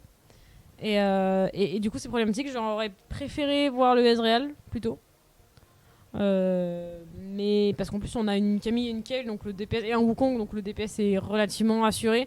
Et du coup si tu rajoutes du POC d'Ezreal par dessus, ça me paraît bien parce qu'en fait t'as le côté safe, t'as un Bard qui va roam à côté. Et je peux comprendre que du coup avec du POC en mid lane tu veux avoir des split pushers. Maintenant en effet avec ce Aphelios comme tu le dis ça veut teamfight. Et c'est pas forcément ce qu'on a envie qu'elle, c'est du split push. Et Camille, elle veut catch. Donc on est sur des champions qui s'entendent pas forcément entre eux. Je suis d'accord avec toi. Si la draft Warthog, elle est pas...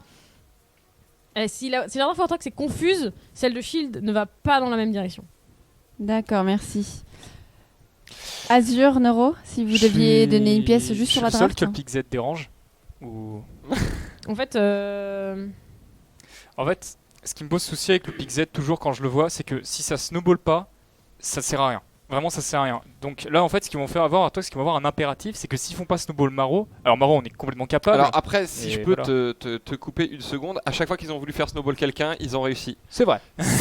Donc, à chaque fois qu'ils ont voulu faire snowball quelqu'un, ça a fonctionné. Ils ont voulu faire snowball Maro et son Kog'Maw la game d'avant, ça a fonctionné. La game avec la Ashe, ils ont voulu faire snowball Cadaver, ça a fonctionné. Donc voilà. Et si je peux vous interrompre, la game va a débuté. Commencer, donc je vous laisse la parole à Azure et Neuro. Parti. Et on se retrouve pour débriefer. On est parti donc pour cette deuxième game qui opposera Wartox à Shield eSport 1-0 pour Wartox déjà. Et on est parti donc pour cette game. Mais voilà, après, comme on le disait, à chaque fois qu'ils ont voulu faire apparaître quelqu'un, ils l'ont fait. Ils ont voulu le rendre ouf. Ça, c'est certain. Bah, je partage ton avis, tu vois. Moi, après, j'envisage l'exception parce que j'ai quand même envie d'avoir un BO serré avec cette équipe de Shield. Vu qu'elle est quand même vraiment pas mauvaise, même si c'est peut-être pas au niveau de Liandra. Du coup, bah, j'ai quand même espoir de voir cette Camille mid arriver à se sortir contre ce Z de Maro, même si j'ai aussi très hâte de voir quel niveau mécanique Maro va proposer. En fait. Bah, Maro, depuis le début, nous a jamais déçus. C'est ça. Alors, si en plus il joue un champion à haute mécanique qui est très très beau à voir jouer, ça peut vraiment donner un truc super. Surtout qu'il est dans une situation. Je pense pas qu'il puisse sortir Z souvent, hein, parce que là, il peut le sortir uniquement parce qu'il y a Migab en AP. Mais tu sais que tout à l'heure ou hier, je sais plus, on parlait des assassins. Ouais. Et justement, je me suis dit, on n'a pas vu de Z. Oui. C'est vrai que quand on parle assassin, Z c'est un des premiers qui nous vient à l'esprit. On l'avait pas encore vu. Ça y est, il est sorti. Il est sorti sur Maro. Je pense qu'on risque d'avoir du beau playstyle. Je pense que s'il y a un joueur dans le tournoi par le mythe de tueur qui peut faire briller Z, c'est Maro en fait. Mais vraiment le briller, j'entends. Soit en termes de mécanique ou en termes de gameplay pur. Vraiment, j'ai hâte de voir. D'ailleurs, au passage, il le joue Conqueror. Il va le jouer un peu bruiseur avec une danse de la mort, etc. Et un coup près mort peut-être. Alors, je suis moins fan de ce playstyle là de Z que le full assassin one shot. Mais, oui, forcément, moi c'est le spectacle. Mais j'ai hâte de voir comment il va se sortir avec. Surtout qu'il est, bien sûr, ce playstyle beaucoup plus adapté à affronter une Camille et un Wukong. Ah bah oui, ça c'est sûr. Ça c'est sûr. Et là pour l'instant, première agression au niveau de la mid lane. Maro qui est mid life déjà. Et Baobab avec Camille. Maro qui a ça, t'as la lame de Douran d'ailleurs, je vois. C'est étonnant. Il y a plein des Z qui font un start TP long. Avec 3 potions pour justement améliorer leur tenue de lane. Ou une potion rechargeable. Mais Maro pas fait ce choix, c'est assez agressif. Et je vois que bon bah Cadaver et Benasset nous montrent encore une fois que s'ils jouent niveau 1 bot lane c'est pas pour rien. Ah oui non mais en fait depuis le début Cadaver Benasset ils ont perdu aucune bot lane. Non c'est ça. Ils ont toujours mis la pression. En vrai tu vois et encore une fois on revient à ce que je disais, Loop qui s'est intégré et tout. Il y a tellement une équipe. T'as l'impression qu'il n'y a pas grand chose qui peut l'arrêter. Ils ont concédé une game contre Eliandra finalement, et sur la 3ème ils les ont annihilés. Donc c'est quand même quelque chose d'assez dingue. Il y a Loop là encore une fois, l'agression sur les premiers niveaux, parce que sur les premiers niveaux Kayle c'est tellement faible, c'est tellement weak, c'est tellement tout ce que tu veux qu'on peut se permettre d'aller la taper. Par contre une fois qu'on arrive au niveau 6 il faudra se méfier un petit peu ça. Et au niveau 13 on rigole plus. Mais et au niveau 16 ta game est finie. Voilà. Mais au niveau 11 pardon, pas niveau 13, 13 c'est Horn. Mais attention par contre Maro qui va peut-être se prendre, on arrive derrière, il y a Migab, on met le slow immédiatement, le Baobab et le First Blood qui est récupéré pour les Wartox avec Amiral qui est toujours dans la mêlée avec le clone mais qui s'en va. Et premier kill pour Wartox avec un excellent bait de Maro. Sur Maro en plus. on a voulu le tuer à tout prix et au final on a payé cher. Alors on va voir l'action d'ailleurs. Donc oui, le flash-in de Baobab pour essayer d'aller lock Maro, mais après c'était vraiment bien ça, je continuais à ce point, vraiment je suis pas sûr. Voilà, Maro avait encore quasiment tous ses sums, alors Maro avait encore son flash, c'était pas potentiellement killable, il n'y avait pas vraiment de raison de flash-in Z comme ça. Là franchement pour moi, c'est surtout que t'avais pas la vision, tu savais pas ce qu'il y avait derrière, en plus tu vas pas fade check comme ça. Attention, le lien qui va peut-être passer. Le Aphelios qui continue à déplacer derrière. Par contre, Cadaver il fait trop de dégâts sur Ceresov. Attention, il y a Amiral qui va arriver en soutien. Le stun, le slow mis sur Aphelios. Puis le flash-in encore une fois d'Amiral pour essayer de. On a plus de mana sur Amiral. Oui, effectivement. Et le TP dans le dos de Loop qui arrive et qui va récupérer certainement ce kill sur Waloud. Et le kill qui est pris sur la décarie des Shield eSport avec Maro pendant ce temps-là qui est en train de prendre un petit trade au niveau de la mid lane. Des Wartox qui sont impériaux là dans ce début de game. Impériaux. C'est le mot en fait. Attention, on va peut-être dive Loop qui prend quelques tours. C'est un peu présomptueux. Ouais, Amiral qui va prendre le kill. On a offert un kill. Une des premières erreurs qu'on voit de Loop. C'est vrai, c'est une des seules fois où on l'a vu. À part le flash-in de Horn qu'on avait vu la journée précédente, c'est la première fois qu'on a vu un play agressif trop greedy. Ouais, Walloud Alors, là on va ici. Par contre, ils ont extrêmement bien joué, très bel tempo de la part de Cadaver qui ne tombe pas. On force le flash de Walloud, on va le voir un petit peu plus loin pour essayer de tuer. Ouais, Walloud, voilà, flash out instant parce qu'on sait que sinon on est mort avec le slow. Amiral qui a malheureusement plus de mana. Voilà, c'est ça en fait qui met les shields un petit peu hors de leur move. C'est le manque de mana d'Amiral qui utilise ce qui lui reste pour faire son clone. Et voilà. Je pense que l'exos qui part sur loop, elle manquait en fait sur Cadaver dans le trade. Si on lui avait mis, le trade serait certainement pas passé comme ça. Alors, il a mis tellement de dégâts à la botlane shield. C'est insane. Ouais, s'il n'y a pas d'autre mot, c'est insane. Et au final, on a un 3-1 déjà et quasiment 2K gold d'avance à 6 minutes de jeu pour Wartox. Je sais pas ce qui s'est passé chez Wartox entre l'étape 6 et l'étape 7, mais on n'a pas du tout la même équipe que ce qu'on avait vu il y a moins d'un mois. Je pense qu'ils prennent juste les games tellement plus au sérieux et ils sont tellement plus focus sur le fait de remporter l'open tour, pas comme ils étaient en vacances en quelque sorte, en disant c'est bon on est qualifié, c'est ok, que maintenant ils jouent juste à leur vrai niveau. Et je pense que Loop aussi apporte tellement plus de stabilité à l'équipe en termes de playstyle, comparé à Noob par exemple, que ça les a assagis, ça leur a permis de se focus sur le reste de la map que la top lane et pouvoir du coup trouver des occasions de faire snowball Cadaver, de faire snowball Maro, comme on a vu, d'avoir plus un top laner avec ses soutiens que écrasage de lane. Attention par contre le très bon tunnel qui a été placé, Cadaver qui est pris dans la tourmente, le lien qui va tenter d'immobiliser mais ce ne sera pas suffisant parce qu'on a quand même 3 joueurs de shield sur cette bot lane avec Benasset qui flash out et qui va certainement survivre. Oh là, attention, on a Maro qui vient en soutien avec Amiral qui chase, il barre la route à cette quête. Ouais mais on a une ping quand même et c'est il va quand même prendre le kill. Et maintenant on va essayer de se tendre sur Maro, il peut pas flash out, il va ulti. Il va ulti c'est donc cette Camille, il flash in, c'est pas suffisant malheureusement mais il récupère quand même le kill. C'est even, mais le kill sur la karma est problématique. Le kill sur la karma est problématique parce que du coup au niveau de la mid lane on se retrouve avec des kills partout. On va revoir cette action avec ce super tunnel de Bard. C'est Rekov qui a été impérial là-dessus. Le flash de Benasset pixel, genre vraiment pixel.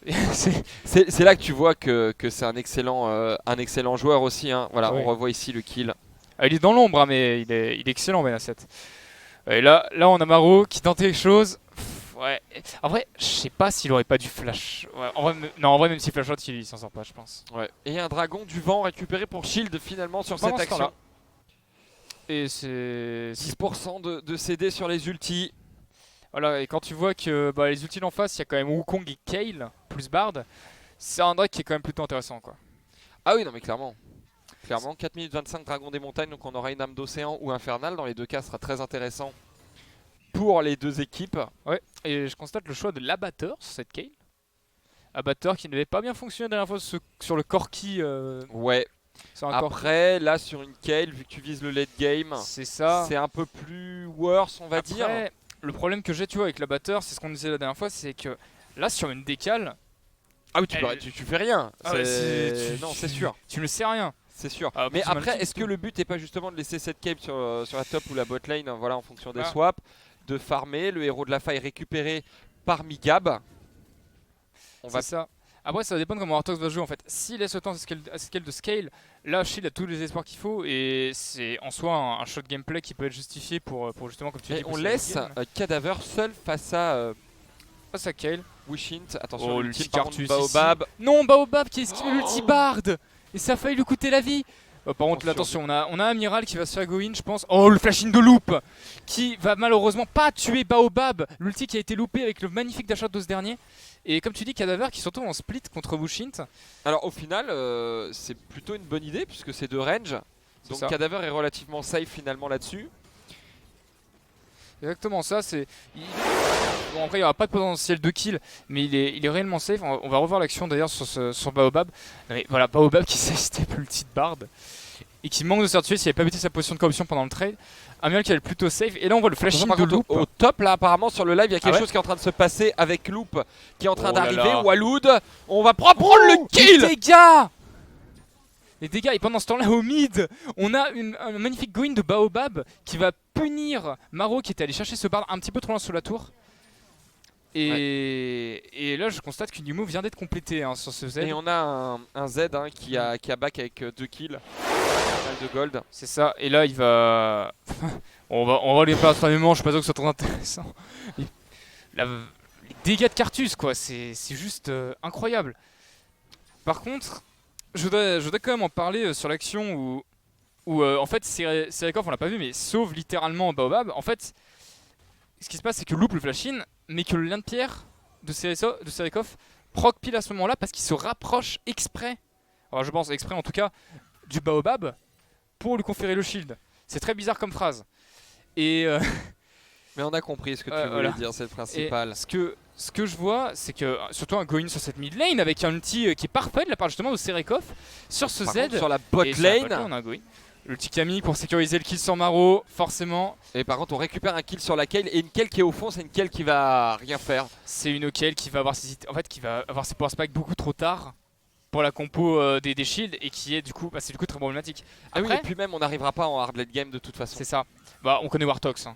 Voilà. Et là, on va prendre la première brique pour les Wartox.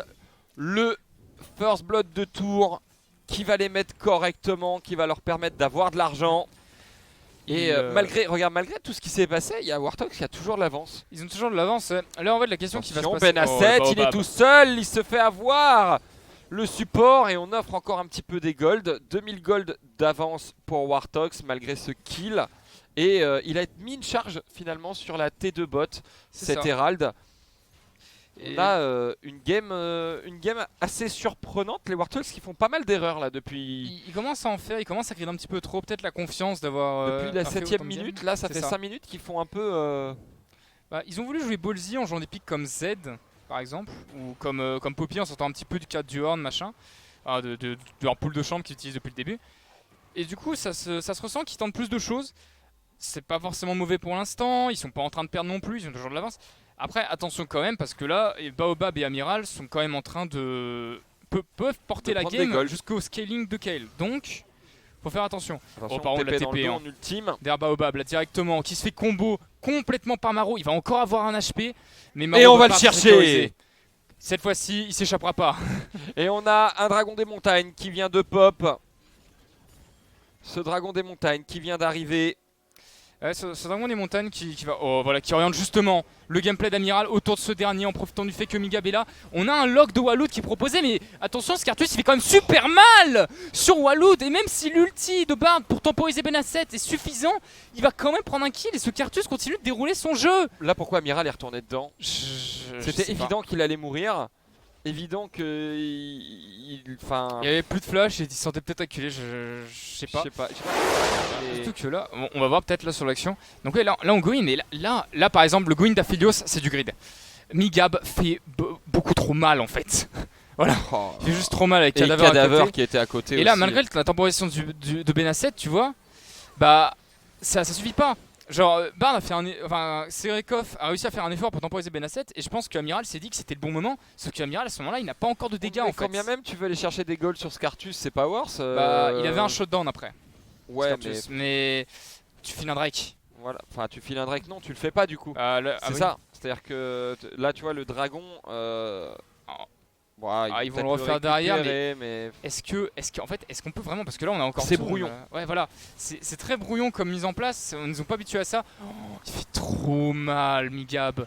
Et oh là là, loop avec l'ulti derrière. Oh là là là là. Pour sécuriser de Baobab. Bon bah le Drake sera quand même sécurisé, mais à quel prix quoi? On a un shutdown pris sur Baobab là. Ouais, on a un shutdown pris sur Baobab, on a claqué un ulti Kayle pour tenter de le cover qui a pas fonctionné, la derrière après. Voilà, on va revoir. Voilà, cet ultime Kayle qui est beaucoup trop tôt. Oui. Baobab qui tombe.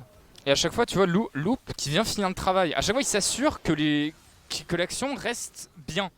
Et Maro, pendant ce temps-là, qui outplay complètement Amiral dans sa propre jungle. Oh, attention, la rodage qui est magnifique. Ouais, qui est passé, Loop qui envoie directement. C'est Aphelios contre le mur, Loop qui tank et la tourelle qui va tomber. On force les Shield eSport à reculer. On les force à reculer, ça ping l'Herald d'un côté Wartox. On veut arriver en fait, comme on n'a pas vraiment des champions pour ça, on veut arriver, on est jamais en push lane et pas pour prendre les tours, on veut arriver à push, à enfoncer complètement les shields dans leur base grâce à ces Heralds. C'est une décision de snowball qui est très sage, surtout quand tu vois la capacité de snowball late game de cette compo Shield, même s'ils en sont bien loin. Autant sécuriser avec un Herald qui leur permet de snowball très vite. Mais là, actuellement, Migab a des dégâts. Ça m'étonne toujours. Hein. Ouais, mais non, mais Migab, il a enfin, même avec son Cartus, on l'a vu hier, hein, les dégâts qu'il a mis à plusieurs moments. Oh, le go-in. Oh, le destin tempéré, par contre, qui va peut-être pas être à l'avantage de Shield eSport, avec beaucoup de dégâts qui sont mis. Et finalement, si, parce que je pensais que cette Poppy aurait eu le temps de récupérer peut-être quelques CD qui auraient pu être gênants pour Shield, mais ça n'a pas été le cas. Je crois que Maro était pas là. Et on a une Kel, regarde, qui est en train de farm la jungle bot. Elle tente de rattraper son retard. Du mieux qu'elle peut. C'est ce qu'il faut faire. Baobab qui prend pas mal de dégâts, qui se retrouve obligé de reculer. Là, Maro, il a 30% de CDR. Il est quel niveau? Non, il a 40% de CDR, donc il a atteint son power spike. Il manque plus que la danse de la mort pour être intombable en fight. Il va vraiment devenir infernal à gérer. Et ouais, magnifique temporisation en tout cas. Et un Herald qui est récupéré, on l'a entendu, hein, pour Shield. Exact, très bien fait, ça le deny au Wartox. Ça leur file une capacité de pouvoir récupérer une tour qu'ils sont pas censés pouvoir avoir. C'est un très bon objectif à prendre. Maintenant par contre faut le poser. Ouais, c'est ça, faut le poser, faut réussir à... Ouais, franchement je vois pas là ce que Shield peut faire contre cette compo. S'emballer du côté de Wartox. On va revoir le kill, hein, sur Waloud avec l'ultime de Maro. Ouais, Z qui t'arrive dessus. Boum, voilà, voilà, il assassine. Hein. C'est ça. Un assassin assassine. La logique. Ouais. La boucle est bouclée. Après, en vrai, ils ont 2 dragons Shield. S'ils prennent le prochain, il y a moyen de faire quelque chose encore. Ils peuvent. En fait, si jamais ils arrivent. Oh, c'était très bien fait ça avec la prison Extech qui est mis immédiatement. Oh, les dégâts de Migab, encore une fois. Et Cadaver aussi qui a fait très mal avec sa lame du roi déchu. Le destin tempéré qui va arriver. Et on va sceller son destin pour Serekov, pardon. Cadaver fait des dégâts effectivement, mais comparé à Migab. Je vais redire à cheval, je crois, mais. Non, mais il a tellement snowball. Hein. Il a tellement snowball, Migab en late game, il fait peur. Et en fait, on n'avait pas vu, mais il y avait Laro qui était sur Amiral, qui était parti sur Amiral, donc il n'a pas pu venir prêter main forte. Excellent follow de Cadaver là-dessus. Et là, il scelle son destin. Oh, avec ce destin tempéré. Après, est-ce qu'il pouvait vraiment faire quelque chose d'autre? Malheureusement. Hein. On va récupérer une tête de bot, on dive. Ouais, non, la game est morte. Hein. Ah bah là, la game est quasi. Là, la game est enterrée presque pour Shield. Hein. Le seul joueur qu'ils ont, c'est d'un coup tous les shutdowns vont sur Kale pour une raison obscure. Et ils arrivent à cylindrer en même temps, je sais pas, mais. Là, si tu tues Maro, tu prends 700 gold. Là, c'est du miracle là. Si tu tues Maro, tu prends 700 gold, hein, faut pas l'oublier. Attention, mais c'est marrant parce que c'est la première game. Là, on a 18 minutes, hein. 18 minutes de jeu, il y a Amiral qui vient de tomber directement. On a Benasset qui arrive sur le côté pour stun ce dernier. Et le Baobab qui va tomber également à ses côtés. Aphelios qui est resté beaucoup trop longtemps et qui va tomber sous les coups de Loop. Ils sont tous très low HP, doit se prendre attention. Oh, et Maro qui va aller finir le travail pour flash out ensuite. Et là on va sans doute s'orienter sur une prise d'inhib côté Warthog. C'est même qu'on veut juste prendre une tour et s'orienter sur le Drake. On va prendre l'inhib-bot. De toute façon, cette Kel peut pas def. Elle a un ultime, mais qu'est-ce que tu veux qu'elle fasse contre 4 joueurs? Ça, un Benasset, elle va rien faire du tout. On va revoir, hein, là, ici, avec Amiral qui se fait encore des pop. On a Baobab qui tente de mettre quelques dégâts, mais dès qu'il voit qu'il n'y a rien qui passe, il se dit il faut que je me barre le plus vite possible. Trop de dégâts en fait. C'est juste de ça. Ouais, là tu te fais littéralement ouvrir et c'est Serekov qui tombe aussi derrière. Maro encore une fois qui montre qu'il maîtrise très bien son champion. Voilà, alors il s'est fait avoir quelques fois on va dire. Mais on voit que mécaniquement le joueur est vraiment au top. Et le dragon, attention par contre là on a Loop qui se retrouve et l'ignite. Non, on a le heal qui passe. Et on a la plante, attention par contre on a Flush-in de cette Kel qui récupère une interruption. 150 gold supplémentaire sur Loop et sa Poppy. Ouais, on est ce Drake là, peut-être côté Warthog, ce serait largement faisable, hein, même si on enquête ça. Le POC qui met ce. Oh, le flash-in de Miga, peut-être pour essayer de steal ce dragon. Est-ce qu'on va y arriver? Mais même s'il meurt là, il va pas le récupérer. Un dragon infernal, 3ème dragon. Le R de Cartus, le plus gros skill de la planète. Les dégâts monstrueux, mais ce ne sera pas suffisant. Maro qui. Counter par la rédemption. Counter par la rédemption, effectivement, très bon choix d'optimisation là-dessus de la part de Serekov. Et le destin tempéré qui est excellent derrière. Maro qui peut absolument rien faire contre la Camille et qui va se faire des pop.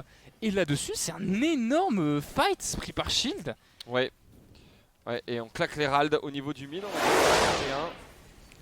Et on va revoir un Migab qui fait exprès d'aller dans cette tente du dragon pour mourir et tenter de le steal. Oui. Voyant que ça n'a pas marché, on tente l'ultime derrière. Exact. Et là, je me rends compte, cette action, il s'est passé ce que j'avais. Le miracle en fait. Kayle vient de prendre un shutdown. Ils ont Kai Sandrek, c'est. Ouais. C'est. Pour le coup, et on se dirige vers un Baron Nashor. Ça.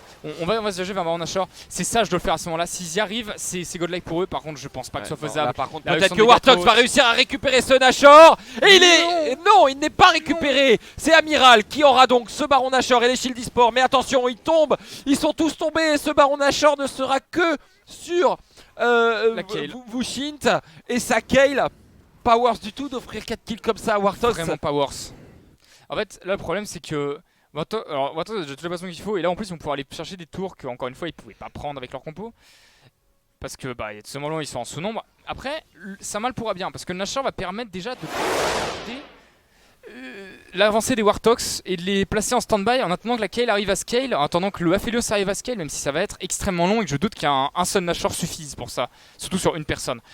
Ouais, mais du coup, t'offres des kills, t'offres des interrupts, t'offres des assists. En termes de gold, je pense que l'avantage est à... Non, mais même avec ce Nashor, je pense qu'en termes de gold, l'argent qu'ils ont pris en tuant ce Nashor est pas du tout égal à l'argent qu'ils ont pris par rapport à toutes les interruptions et les assists que Warthog a récupéré.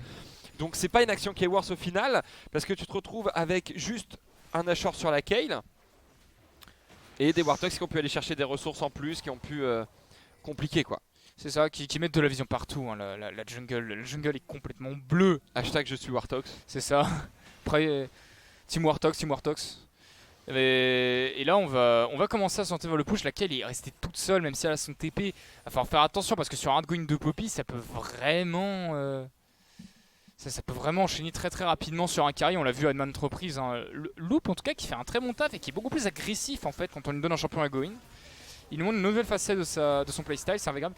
La pour des engages très bon réflexe de la part de Cadaver là-dessus. Il est pixel cet arrow. Et on a Maro qui maintient une pression permanente en botlane qui va... Par contre on a une Kayle qui est en split push. Qui continue, oui. Elle a le Baron Nashor, hein, donc elle peut push assez vite. Mais on va récupérer l'inhibiteur en contrepartie bot du côté Warthogs. C'est ça. Parce qu'en vrai, sans cette Kayle, sans son ultime, n'importe qui la peut mourir. C'est Shield. Ah bah la menace de Maro, hein. Maro qui est là avec son Z. Ouais, clairement compliqué de ouf pour Shield. Ils ont fait envoyer Loop hein, contre le split de cette Kayle, les Warthogs. Maintenant la question qui va... Alors, après la Kayle est niveau 14. Oui. Voilà, elle va arriver bientôt niveau 16. Ça va commencer à être un petit peu plus parlant on va dire pour les Shield eSport, mais la game va se jouer sur le prochain Drake en fait. Ouais, mais même il y a tellement d'avance. C'est ça. Il y a tellement d'avance sur les Warthogs. En fait, faut vraiment. Et même ta Kayle est là, t'as ça. Ouais, t'as Poppy en counter qui peut la kick, etc. T'as tout le disengage qui est annulé avec le Wukong et la Camille. Non, vraiment, ça va être très difficile là. Si jamais par contre ils arrivent à prendre le Drake, ils peuvent comeback. C'est Shield. Faut quand même souligner la possibilité, mais elle est tellement peu probable. Bah alors, on va faire un point sur la situation. T'as le dragon qui va rip-up, mais t'as la botlane qui va push. T'as Poppy avec Loop qui reste en top lane avec son TP. Ouais.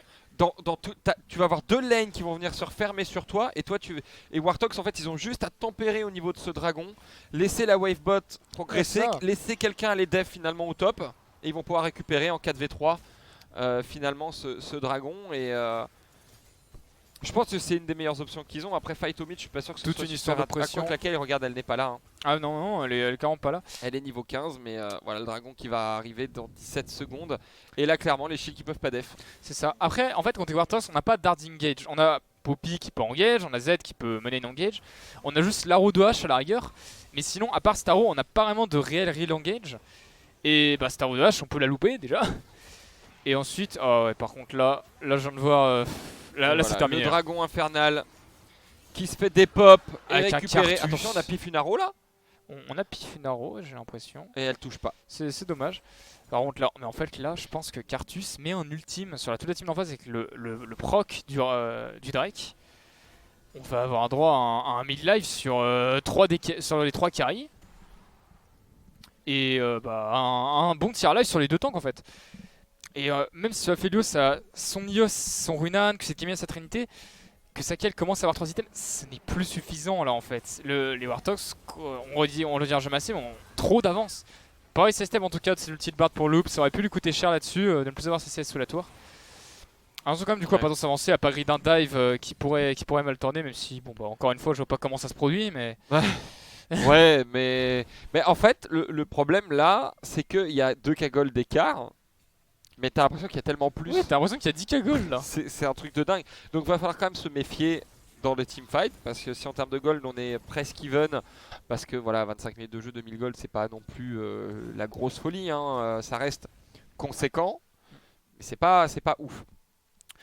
Le problème c'est que sur les 2 DPS qui sont censés faire des dégâts, Kayle en fait juste un peu. Enfin, moins qu'est-ce qu'elle devrait faire à ce moment du jeu. Et Aphelios est invisible. Donc. Il va y avoir un manque de dégâts sur les fights et je vois pas comment ils vont compenser ça en fait. Ouais. Là actuellement Maro il a pas besoin d'aller sur Aphelios. Walloon dans tous les cas il pourra rien faire. Puis là on vient de le voir Migab. Ouais. Ou bien Migab qui met juste un R, il met out Walloon du fight. Hein. On a un tourment de Liandry, on a bientôt un Rabadon. Hein. Bah voilà. Ah bah. Il suffisait d'en parler, on a de la pénétration, on va faire trop mal. Hein. C'est ça. On va presser, laquelle elle peut protéger qu'une personne. Le Aphelios, bah, il est pas tanky, hein, donc voilà, il va prendre très cher. T'as le destin tempéré, mais c'est pas non plus une dinguerie absolue. Bah, disons que ça réclame que tous les Warthogs se packent à un endroit pour qu'il y ait un petit cartus, alors qu'en face. Ouh, Laro qui est passé, Loop qui se positionne pour venir bloquer immédiatement Serekov. Et on ne tuera pas ce Bard sur cette action. On a un Baron Nashor qui arrive pop. Il est super tanky ce Bard, hein, en tout cas. C'est des autres points dans lesquels je suis, mais il a le stuff effectivement, ouais. pour pouvoir tanker quand même. Maintenant, il faut aller sécuriser ce Baron Nashor, hein, côté Warthog. Si on le sécurise, c'est la fin de game, très clairement. Il n'y a aucun moyen d'arrêter les Warthogs sous Nashor à ce moment-là du jeu pour cette équipe de Shield. Il va falloir fight et peut-être pas le concéder. Même si là, je vois pas trop quelles options ils ont, hein, malheureusement. Warthogs leur en laisse aucune avec Maro qui zone. T'as la botlane qui push, la Kayle est pas là. On va pas pouvoir empêcher de récupérer. Regarde, on abandonne du côté d'Amiral. Ouais, ils sont en train de les condamner là, c'est Warthogs. Le Baron Nashor récupéré par Warthogs. Et maintenant ils vont aller conclure. Alors c'est marrant parce que Loop par contre l'interruption du dash, il était. C'était violent quand même. Il était très bien timé. Le cadaver. Ouais, non, ça passera pas malheureusement. On va juste renvoyer Baobab dans sa base. Ah non, peut-être pas en fait. Le slow de H est beaucoup trop puissant. Il a un DPS effectivement Cadaver qui est juste insane. Et on va en plus lock cette tourelle. Alors c'est marrant parce que avec les erreurs qu'ils ont fait entre les 6e et 12-13e minutes qu'on a souligné tout à l'heure, il y a eu une reprise en main quand même. Clairement. Côté Warthogs là, il y a eu un step-up mental d'un coup. Ouais. On se dit qu'on a commencé à jouer un peu. Maro qui flash in tout de suite. Ouais, mais oui, le boost derrière de Benasset pour pouvoir rattraper la Camille. C'est que c'est Maro qui tank cette tour, mais il régène tellement que on a l'impression qu'il prend rien de la tour. C'est ça. C'est dingue. C'est la Death Dance. Ouais. Ah oui, non mais la Death Dance, l'âme du roi déchu. Non, comment ça s'appelle l'épée sanglante sur Maro. Non, mais moi je te parle sur Cadaver, pardon. Ah d'accord, oui. C'est Cadaver qui tankait et avec la régène de la lame du roi déchu, il prenait aucun dégât avec le shield de la Karma aussi derrière. On avait un AD carry qui divait et tankait la tour tout seul. C'est ça. Après, c'est étrange le choix de l'épée sanglante dans le sens où c'est un thème qui Attention, par contre, Laro qui est passé sur Amiral. On a claqué le clone tout de suite et on va tomber pour le jungler des shields. Avec beaucoup de dégâts qui sont mis, l'ultime de ce Cartus qui arrive et l'interruption tout de même qui est récupérée sur Cadaver par Shield eSport. Mais à quel prix on récupère cette interruption? Regarde les HP de la botlane Shield après l'ulti Cartus là. Ah bah oui, non mais il n'y a plus rien. Hein. Oh, ils ont pris perpète. Il n'y a plus rien. Et là on va aller tranquillement prendre les inhibles à côté Warthogs. On va voir voilà Laro qui passe, Amiral qui utilise son clone tout de suite et on va voir Cadaver qui tombe sous les coups de Baobab. Quand même, ouais. Parce qu'on lui place l'ulti Kayle, donc il tombe pas, donc il peut faire des dégâts, il va réussir à achever cet AD carry. Mais derrière, mais à quel prix on a fait ça? L'ulti Cartus qui fait back toute ton équipe, bon bah pas le choix en fait, tu te fais juste imploser. Bah t'as un peu vendu ton Amodia pour récupérer ça, mais derrière la sanction elle est inévitable.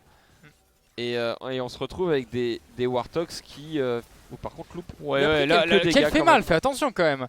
Et là on a. Oh, par contre, s'ils arrivent à KS ce dragon, là, ils sont. Non, pas moyen, non. Pardon, moi et Megab fait beaucoup trop mal. Aucun moyen de KS ça. Ça aurait pu les mettre trop bien, c'est dommage. Même Amiral n'était pas encore tout à fait là non plus. C'est dommage, l'âme qui aurait tellement fait du bien à cette équipe de Shield dans cette par contre, si les Warthogs récupèrent 4 dragons plus l'âme. Oh bah, l'âme sur Carthus, en fait, juste sur Carthus, c'est terminé. Les 16% plus l'âme. Ah ouais, bah là, clairement, t'auras pas grande possibilité de faire quoi que ce soit, même si là ça semble déjà un peu lock. Après, là, ce qu'il faudrait côté Warthogs, ce serait peut-être un peu plus d'antil. Sur ce Carthus, je pense notamment, vu qu'il peut mettre de l'antil sur absolument tout le monde pendant le fight. Même si on a bien sûr déjà sur le Z et déjà sur H, parce qu'ils ont pensé à tout. Ouais. Pour ce double Death Dance et ce Conqueror. Et pour cette Kayle d'ailleurs aussi avec la piste lame. Mais je pense que ce serait vraiment, si on devait vraiment dire ce qu'il faut optimiser là, ce serait un Morello sur Migab. Mais même sans, en fait, il y a trop de dégâts. Bah, il a commencé l'item. Ah oui, non mais il a pris au début en early pour avoir un maximum de PN magique afin de faire vraiment très mal sur ses ultis. Il va aller... Attention. Et on va voir le disengage là de Loop. Hein. Voilà, on envoie la Kayle super loin pour pouvoir mettre les dégâts. Attention, les dégâts d'Aphelios par contre. Loop qui prend beaucoup de dégâts là-dessus. On met le wall. Oh, les dégâts. Oh, Migab. Oh là là, Migab qui delay. Maro qui continue derrière. Même s'il est sous exhaust. Faut faire très attention par contre. Du côté Maro, c'est isolé. On va se faire tuer par Baobab ici. Et on va avoir le. Non, pas le reengage quand même de Baobab. On a la TP défensive de Loop qui est TPT. Le flash-in de Migab par contre qui va enchaîner sur cette Kayle qui se speed juste à temps pour esquiver le Q du bout des doigts. Et l'ultime directement, on va voir combien de dégâts. C'est énorme. Et ça va permettre à son équipe de log la première tourelle et également un kill sur Baobab qui est resté beaucoup trop excentré de son équipe. Et là, à mon avis, ça sonne la fin de la game avec 2 personnes décédées. Malheureusement, peu d'espoir là de les voir défendre ça. Après, c'est Wukong Kayle. Ouais, c'est Wukong Kayle, mais après, est-ce que Wukong Kayle là, va pouvoir vraiment... Ça, on va voir si Migab en fait arrive à faire assez de dégâts pour ça, vu qu'il n'y a plus que BNSP Loop avec lui. Après, la Kayle dépush bien les waves. Ouais. Bon, bah pas tout de suite, on arrive à retarder sa défaite côté Shield. Bah en fait on gagne du temps, c'est ce qu'il faut faire avec leur draft. Alors concrètement. J'utilise l'expression regardez la défaite, mais il se peut très bien, s'il continue à se temporiser comme ça, Shield, parce que là il temporise bien, faut le savoir, malgré le fait qu'ils ont fait des trucs, il y a des petites erreurs, à faire scale leur Kayle. Là déjà ils ont fait scale leur Kayle, si maintenant ils font scale l'Aphelios et qu'ils arrivent à faire des trucs avec leur Wukong, ils peuvent encore comeback. Hein. Ouais, c'est ce que je te disais, faut tempérer, mais c'est ce qu'il faut faire avec leur compo. Et pour l'instant ils y arrivent plutôt bien. Parce que malgré l'avance de Warthogs, bon là après t'as 3 inhibs à poil et un Nashor dans 30 secondes, donc ça va devenir très vite compliqué. Parce que t'as 2 options, soit tu vas rester dans ta base pour défendre et t'offres un Nashor, soit tu viens def le Nashor et t'as les Winion. Donc dans les 2 cas là ils vont avoir une décision à prendre. À eux de prendre la bonne. Contester le Nashor, à mon sens, c'est pas la meilleure idée. Moi non plus. Je pense qu'il faudra attendre. Parce que tu vas te fight au niveau du Nash. Vaut mieux aller récupérer des golds et de l'XP sur les super minions qui vont arriver au niveau de ta base de manière safe. Et temporiser ce Baron Nashor en le laissant au Warthogs. Alors que si tu viens le fight, t'as les super minions qui vont arriver. Pour un peu que le fight dure et qu'il tombe, c'est terminé après derrière. Ah bah quand on en parle d'ailleurs, Cadaver qui l'a entamé avec l'aide de Migab et Benasset, avec Loop bien sûr qui reste en zoning, accompagné de son fidèle et Amiral bloqué. Hein. Ah complètement. Ils ont par les soldats Z et Poppy. Poppy, les soldats Loop. Là ils vont pas avoir le temps, mais il faut absolument la Death Dance sur Aphelios en fait. Avec la Death Dance qui le rend beaucoup moins squishy. Grâce notamment en plus à dans son fantôme qu'il a fait avec. Oh Laro par contre qui était un peu piffé du côté Cadaver, qui touche même. Mais ça m'a malheureusement à rien. Excellente temporisation de Serikov là-dessus. Mais il est tellement tanky Maro. Il est si tanky. Là, côté Warthogs, on va juste chercher l'engage. L'engage peut être simple. Ça m'étonne même pas de voir un dive de Loop.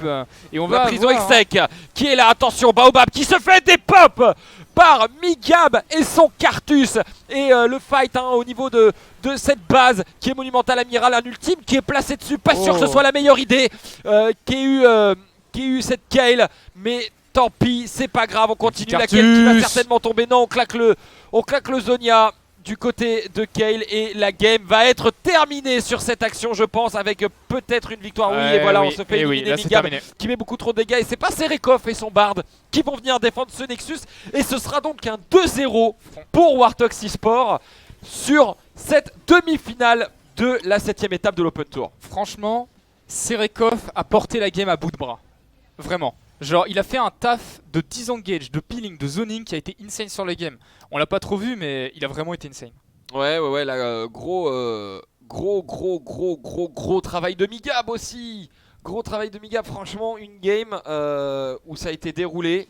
De toute façon, il y a l'analyse desk là juste après qui va en parler mieux que nous, je pense, parce que on les a vus un petit peu sursauter sur leur chaise de là où on était. Ils avaient beaucoup de sourires.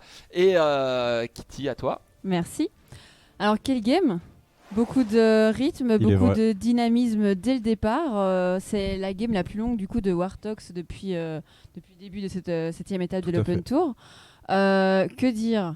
Qu'est-ce qui a fait qu'il y a autant de rythme ? Ça a commencé à 3 minutes 20 de jeu à peu près sur le premier gank qui a été fait.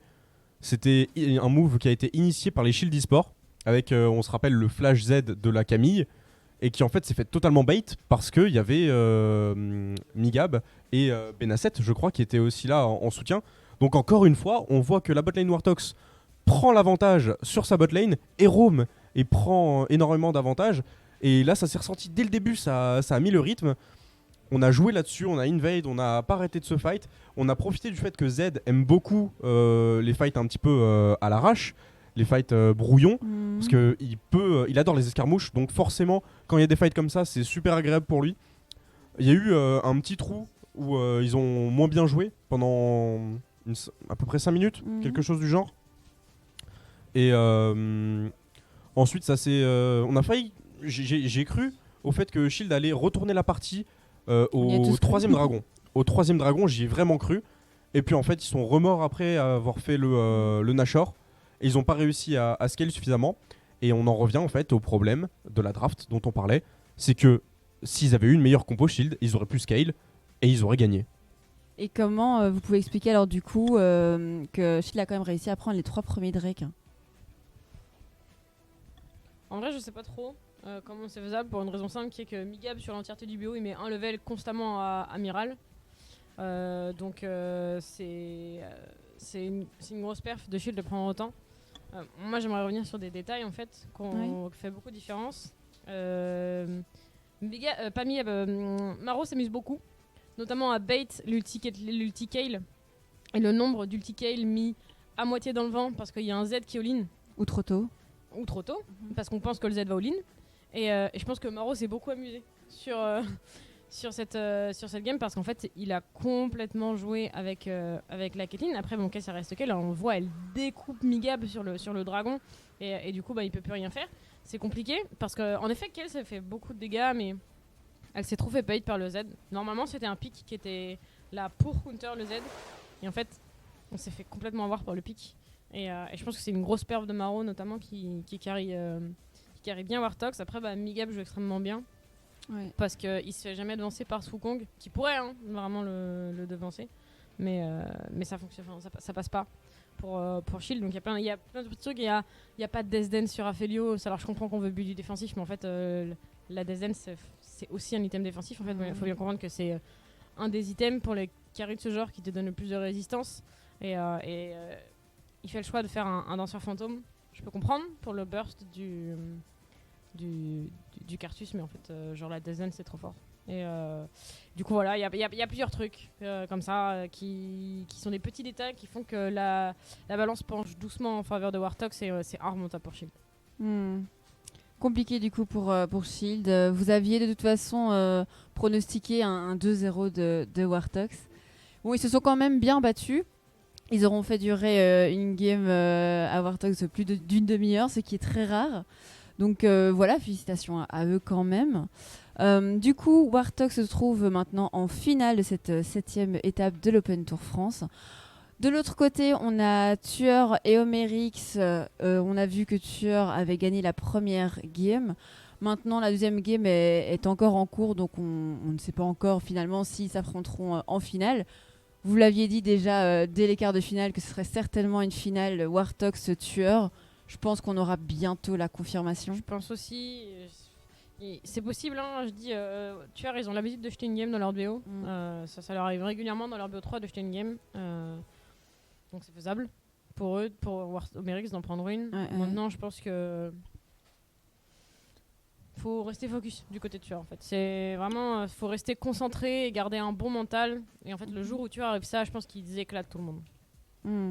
Bah, merci en tout cas pour vos analyses. Merci beaucoup. On va se laisser du coup quelques minutes, une petite pause. On va attendre la fin déjà de la game de Tueur Omerix pour voir un petit peu où ça en sera. Donc merci à vous d'être toujours avec nous. N'oubliez pas que durant la finale, il y aura un nouveau concours pour gagner 10 € de RP sur Twitter. On se retrouve tout à l'heure. Merci à vous et à tout de suite.